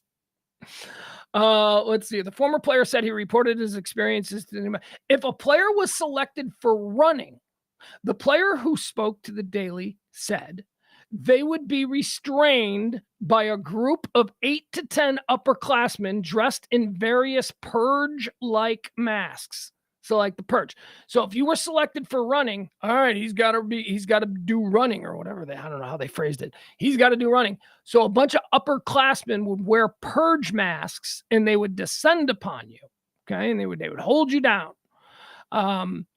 You'd be restrained by a group of 8 to 10 upperclassmen dressed in various purge-like masks who would then begin dry humping the victim in the locker room. So just like 8 to 10 upperclassmen in purge masks, just naked dry humping. What? I love football, but what is going on here, boys? You boys, you're acting like a bunch of boys. It's a shocking experience as a freshman to see your fellow freshman teammates get ran. But then you see everybody bystanding in the locker room, the player said. It's just a really abrasive and barbaric culture that has permeated throughout that program for years. The Daily, Northwestern Daily, obtained images of whiteboards labeled Runs Giving and Shrek's List, containing a list of names indicating players that the players said needed to be ran. So you do something wrong, and it's like, we're all going to dry hump you. That's your penalty. It's going to suck for us. Why do you want to dry hump someone? What? Another dude, a teammate. The Daily obtained a video of a player clapping his hands during a game, which the anonymous player said was, according to the former player, team members allegedly identified players for running by clapping their hands above their heads around that player. The practice, the player said, was known within the team as a Shrek clap. The Northwestern Daily obtained a video of a player clapping his hands during a game, which the anonymous player said was the same motion taken to signify running. According to the player who spoke with the Daily, Fitzgerald repeatedly made the signal, Shrek clapping, during practices when players, specifically freshmen, made a mistake. All right, now that's the most damning. So they have established that when a player screws up, other players will come around that player and do this around their head. Apparently, that lets everybody else on the team know that this person is going to get ran. Which again, what is ran? That's when 8 to 10 upperclassmen descend upon you naked wearing purge masks and they dry hump you, because that's totally normal. All right. So We've established that that's what that means when you get ran. So now they are saying that someone is saying that Coach Fitzgerald, who claims to know nothing about any of this, Coach Fitzgerald was known to walk up to players after they'd made a mistake and would do which means, hey, I don't want to know about it, but you guys got to run this one. Lead investigator Maggie Hickey, formed Inspector General of Illinois, interviewed coaches, staff, and current and former players and reviewed thousands of documents. According to the release, okay, whatever. Anyway, there you have it. Whatever. Well, I said it earlier. Let's just leave it at this. Big-time college football coaches are pieces of garbage. Moving on. Speaking of pieces of garbage, Jonah Hill has been trending all weekend. Did you see the story on why Jonah Hill is trending? It's so funny. Jonah Hill, by the way, is like so much older than I think of. When I think of Jonah Hill, I still think of the kid from Superbad, right? The little fat curly-haired kid. You know, he's like 15.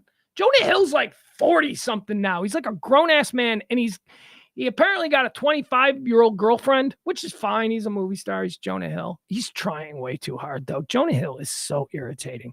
I enjoy Jonah Hill as an actor. Don't get me wrong. I think he's tremendous. Jonah Hill, the person, oh, my God. He has always been such a beatdown for me. He is so phony. Like, that's his whole bit. His whole bit is, yeah, bro. His whole bit is that he's shining you on.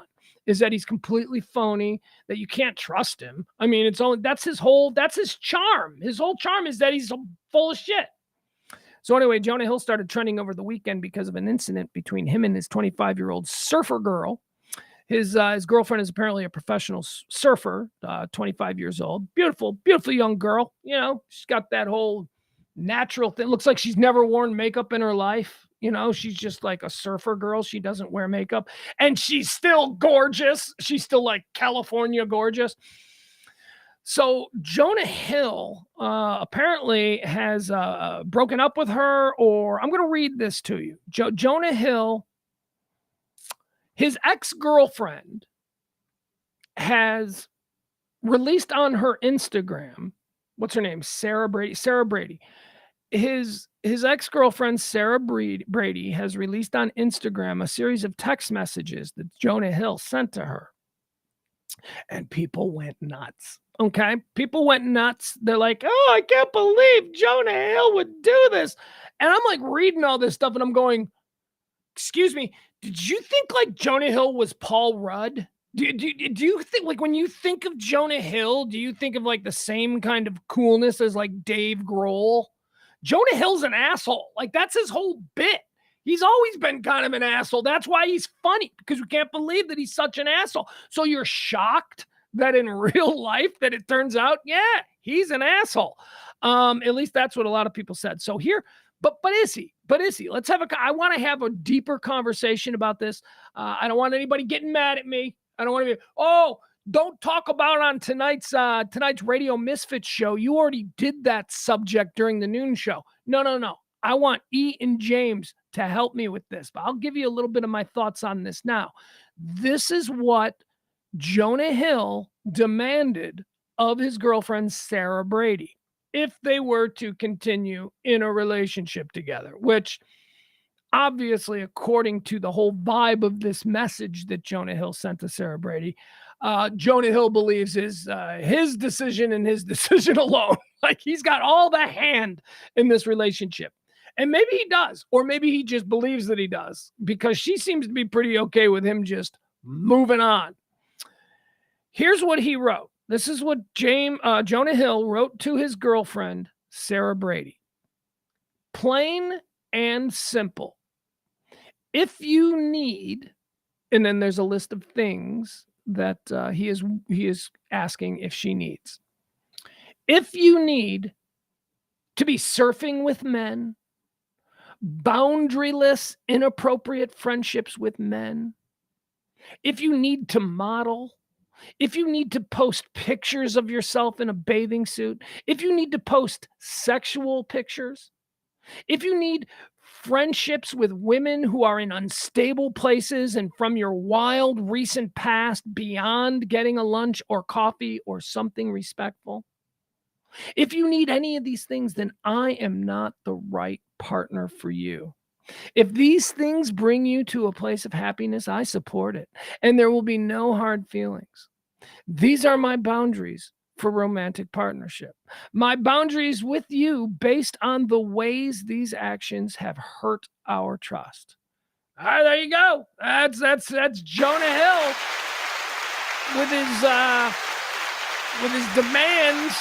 If you want to be my girlfriend. Okay, so first of all, if you need to be surfing with men, that's one of the. She's a surfer. She's a surfer. She's gonna surf with there's gonna be dudes out there. She's a surfer. She is a professional surfer, dude.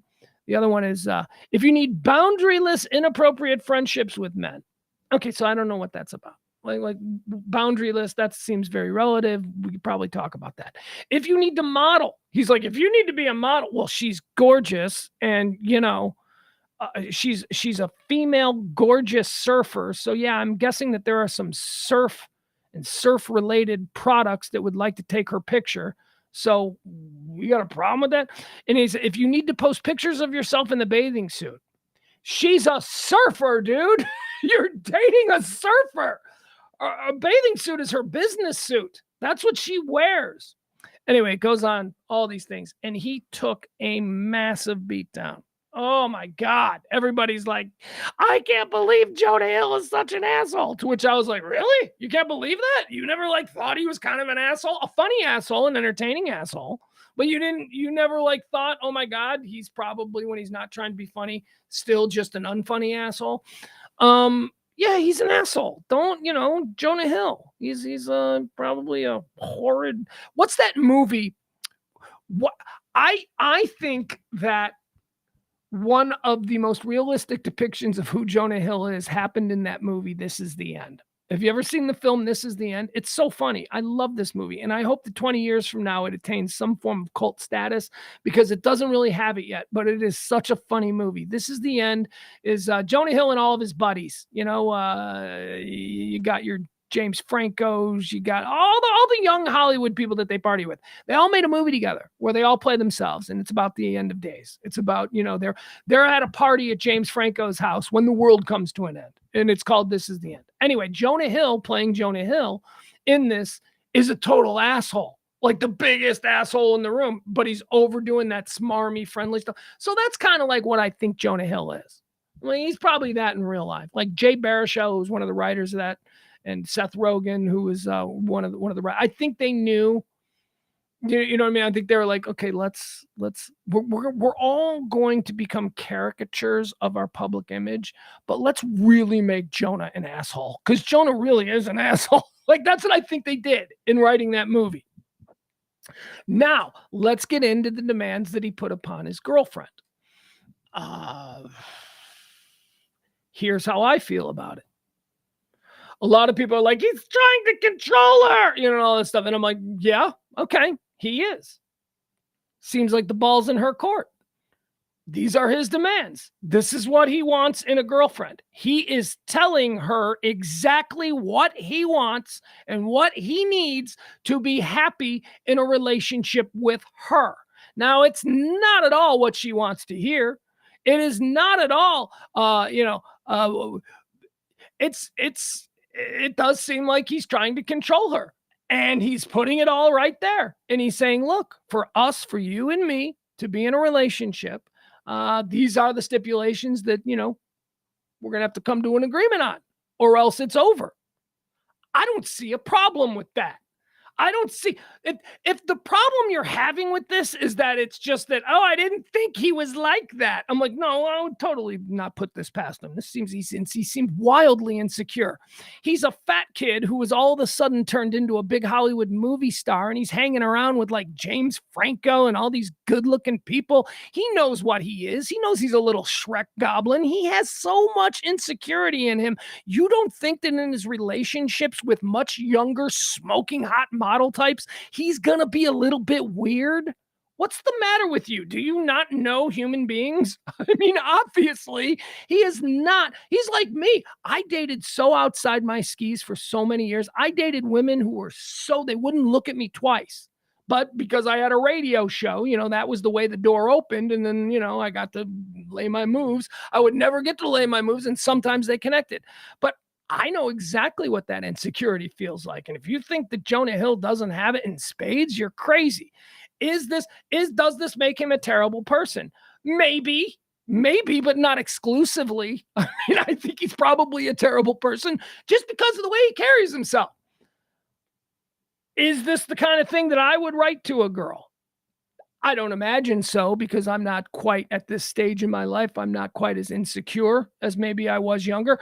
Is this the kind of thing that I might have written to a girl at 35 that I didn't essentially want to be in a relationship anymore with, and was looking for a way out? No, I don't even think I would have done it then. But I don't think there's a problem with him doing. These are his demands. He is putting it out there. Well, he shouldn't be. Well, he is. He shouldn't be so controlling. Well, he is. He's got this movie on Netflix that's so weird. Have you seen this? It's not even a movie. It's a documentary where he just like ball hangs off of his therapist. Have you seen this thing on Netflix? It's like an entire 2-hour documentary where it's just Jonah Hill hero worshiping his therapist. And it's just, he's a weird guy. He's a very bizarre guy. Anyway, that's why Jonah Hill is trending, because a lot of people are shocked that Jonah Hill is, not awesome. Never has been. Funny. Love him. See him in anything. One of my favorite actors. Again, separate the art from the artist. But he's a D-bag, man. He's a total D-bag. And if you don't see it, moving on.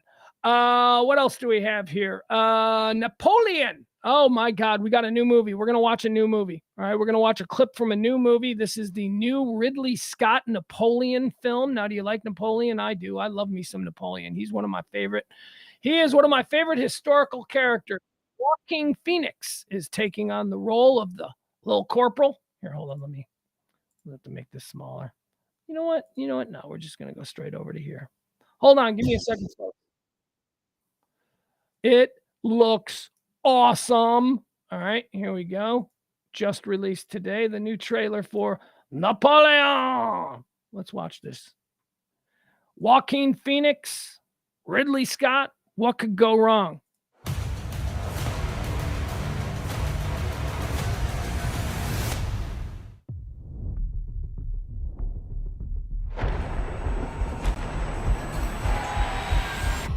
No doubt you'll send the chaos in the streets. We must make an example, or France will fall. What would you do if this assignment of defense was transferred to you?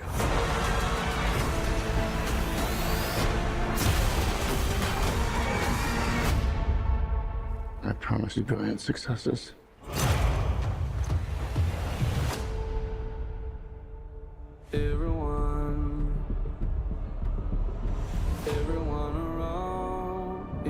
What is this costume you have on? This is my uniform. I led the French victory at Toulon. What is your name? Napoleon. As the course of my life just changed. Napoleon. That's supposed to be in the past. I'm destined for greatness. But those in power will only see me as a sword. I suggest you take the throne as a king.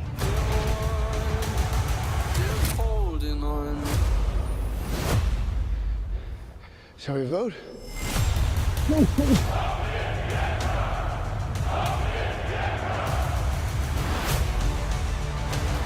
This vermin has held the world hostage.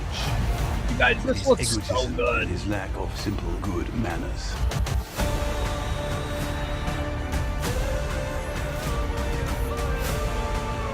You think you're great. You are just a tiny little brute that is nothing without me. All of Europe is uniting forces against me. What's the outcome of this if you don't succeed? Your Majesty, we are discovered. Good. It's a trap! I'm the first to admit when I make a mistake.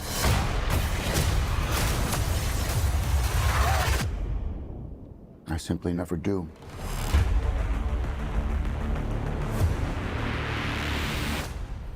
All right. So we got to wait all the way till Thanksgiving, but holy balls, people.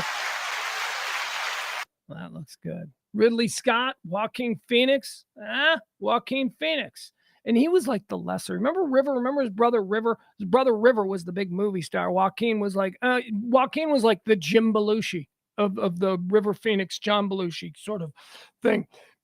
Boy, I'll tell you, he has gone from being a really weird guy to being one of the most awarded actors. Seriously, I mean, you look at the career arc of not River. I keep saying River Phoenix, of Joaquin Phoenix. It's pretty incredible. Hold on, I got to reboot one more time. Hold on, here we go. Reloading.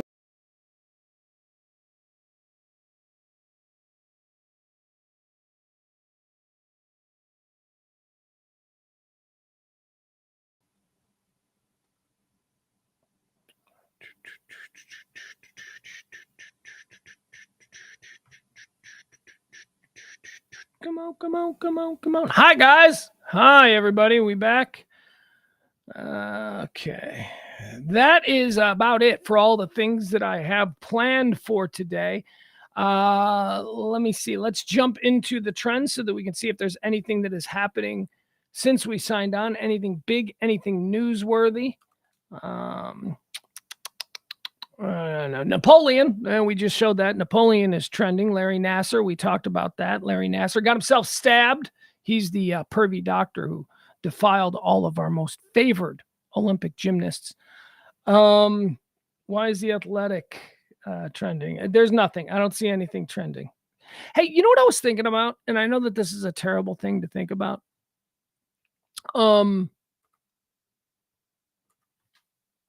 I don't even know why I would bring this up. There has not been any like really big breaking news, right? What has been the big breaking news of the last, week? Something big happened last week, right? Wasn't there something big that was going on? And this is how short term everything is now, especially doing this show every day where I put together all of these, news stories and then I say them and then I completely forget about them.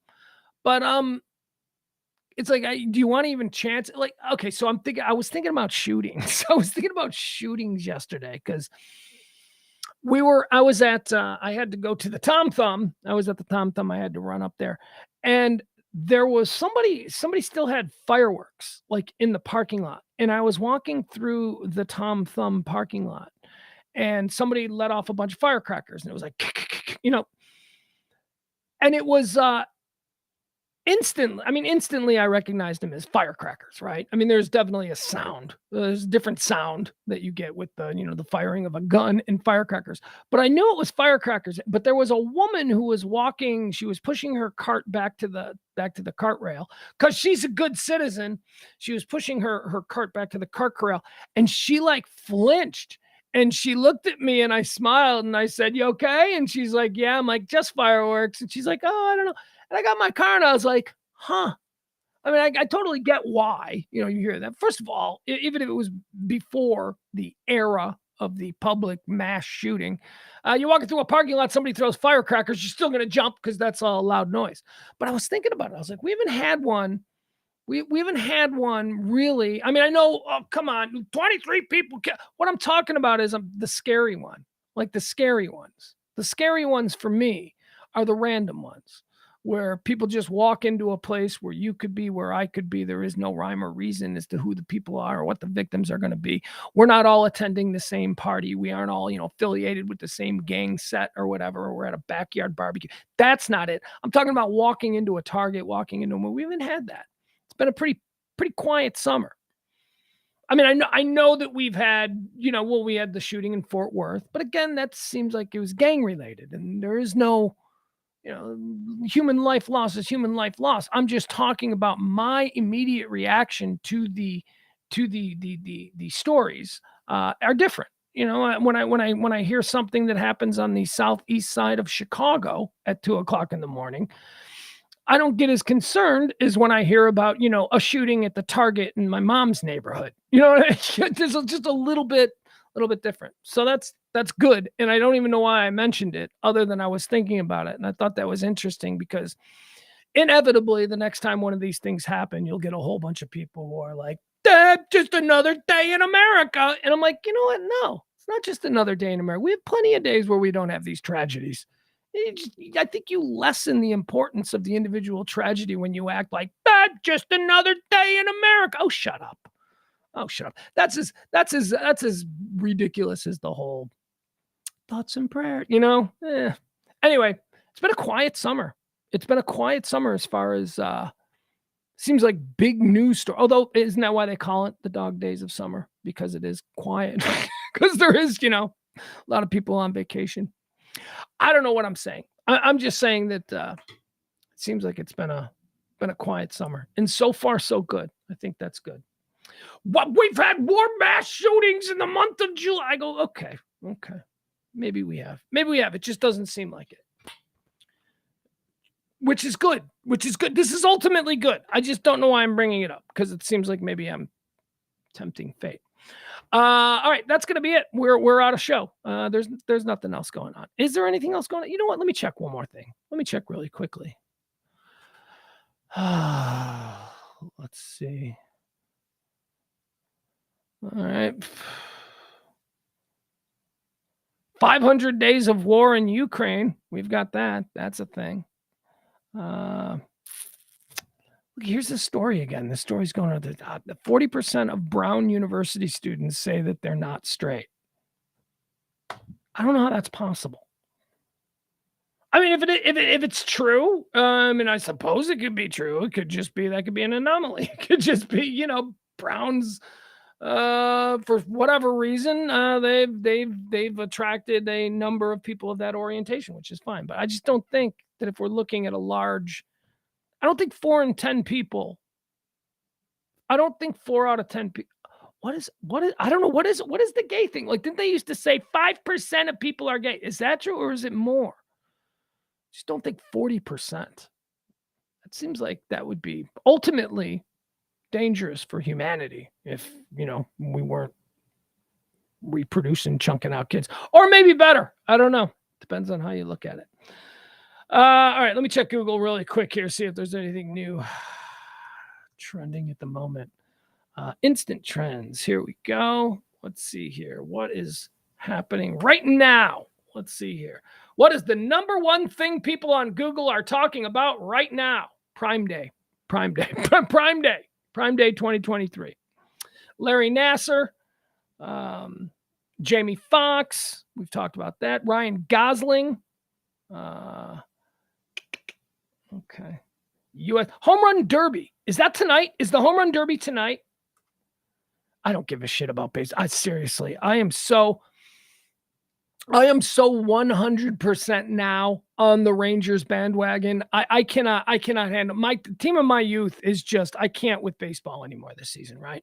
But I will watch the Home Run Derby because I do love the Home Run Derby. Is that tonight? Let me see. When is the 2023 Major League Home Run Derby? Is Monday, July 10th. That's today. There you go at 7:00. Okay. So I'll have to be in front of a TV. I love the Home Run Derby.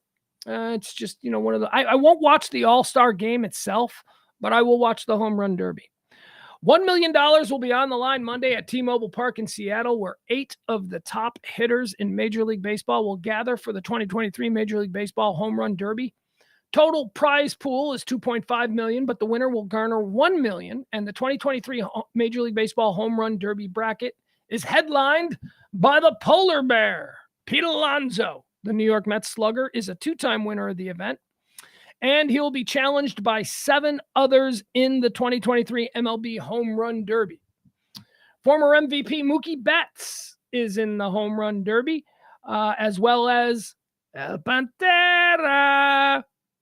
Luis Robert of the Chicago White Sox will be entering the night as the number 1 seed. Okay, so former MVP Mookie Betts is in the 2023 Major League Baseball Home Run Derby lineup as well, with Luis Robert of the Chicago White Sox entering the night as the number 1 seed. My Chicago White Sox are an absolute dumpster fire. And of the 4-year rebuild that we just finished through, there was only 2 things that are absolutes out of our rebuild. And that is that Dylan Cease is an ace pitcher and can pitch and win 20 games for any team in this league. So he is an asset. And Luis Robert, our center fielder, the El Pantera. He is amazing. He is a 5-tool superstar. I think he's second currently in the American League in home runs. He is a monster. And I believe, hopefully, I would love to see this be his coming out. I would love to see him win the home run derby because he's completely capable of doing it. I mean, he's the number 1 seed for it.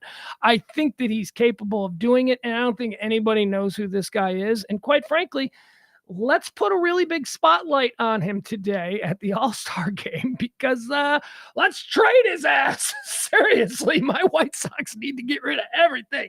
We need to start over. And if somebody out there is interested in Luis Robert, oh my God, if Luis Robert played center field for the New York Yankees, they'd be talking about him like he was Clemente. But he plays center field for the Chicago White Sox, so nobody notices him. Anyway, that's what I'll be watching tonight. My pick to click for the home run derby is, in fact, going to be Luis Robert.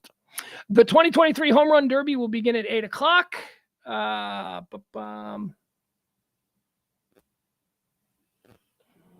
right, so the top three favorites for the Home Run Derby tonight are Vlad Jr., Luis Robert, and Pete Alonso. 450 plus 450 for Guerrero Jr. and Robert.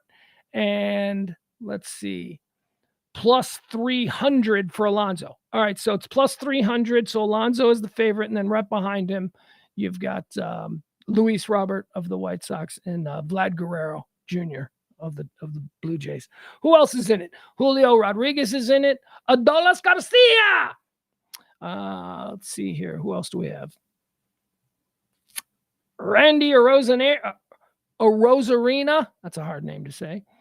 And Adley Rutschman. Adley Rutschman, man. Adley Rutschman is a guy I've been watching for a number of years now. I remember when he was in the minors, he was the number 1. See, when your team is rebuilding, like my team was, you tend to pay attention to the minor leagues and, the rankings of minor league players. Adley Rutschman is the catcher for the Baltimore Orioles.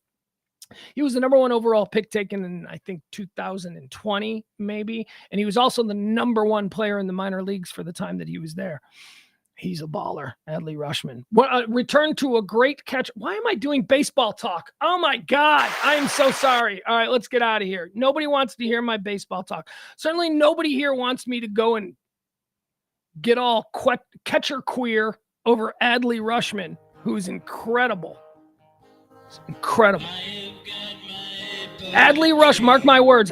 First of all, Adley Rutschman today is the best catcher in Major League Baseball. Oh, yeah, no, he is. He is. And he's only going to get better over the course of the next 15 years. So I'll be rooting for Adley Rutschman as well in the Home Run Derby. Join us tonight at 9 o'clock. 9 o'clock. Here's what we're at 9 o'clock tonight. We're going to talk with the boys about that Jonah Hill list of demands for his girlfriend. So Radio Misfits show comes on every Monday through Thursday evening at 9 p.m. It's myself, James Parker, and E. What else are we going to do tonight? We'll probably end the show the way we've been ending every show with a couple of rounds of Who's Is Bigger? America's new favorite game show. What was the last edition of Who's It Bigger? Who's It Bigger is where we pit a couple of celebrities or notable people, and we ask the question, whose is bigger? And the category is different each time. I believe the category the last time was, whose is bigger? Who has been to rehab more often? Who was the guy on top? Was it Andy Dick? I think Andy Dick with 20-plus rehab appearances. I think he is the rehab captain. You're going to rehab. You see Andy Dick there. Hang out with him. He knows where everything is. He knows where the good snacks are kept. All right, that's tonight at 9 o'clock. Thank you to everybody. We appreciate you. We'll see you tomorrow morning at noon. Well, I guess that's not morning, right? By definition, that's not morning. That's noon. We'll see you tomorrow at noon for more high noon, hot topics, current events, all the good stuff. Anything you need to know about your day, I present it to you in a nice little neat-to-eat form. 2 hours, at least 2 hours. Today we're coming up on 2.5 hours. 2 hours, I can get you your full day. That's right. You just stick with me. 2.5 hours. 2.5 hours today. You feel like you're prepped up? You should. You should. Things are going good. Yeah. It's just weird now between us because I don't have a way to get out other than say, see you tonight at 9 o'clock for the Radio Misfit Show. Bye, everybody. I am on a never-ending quest. I am on a never-ending quest.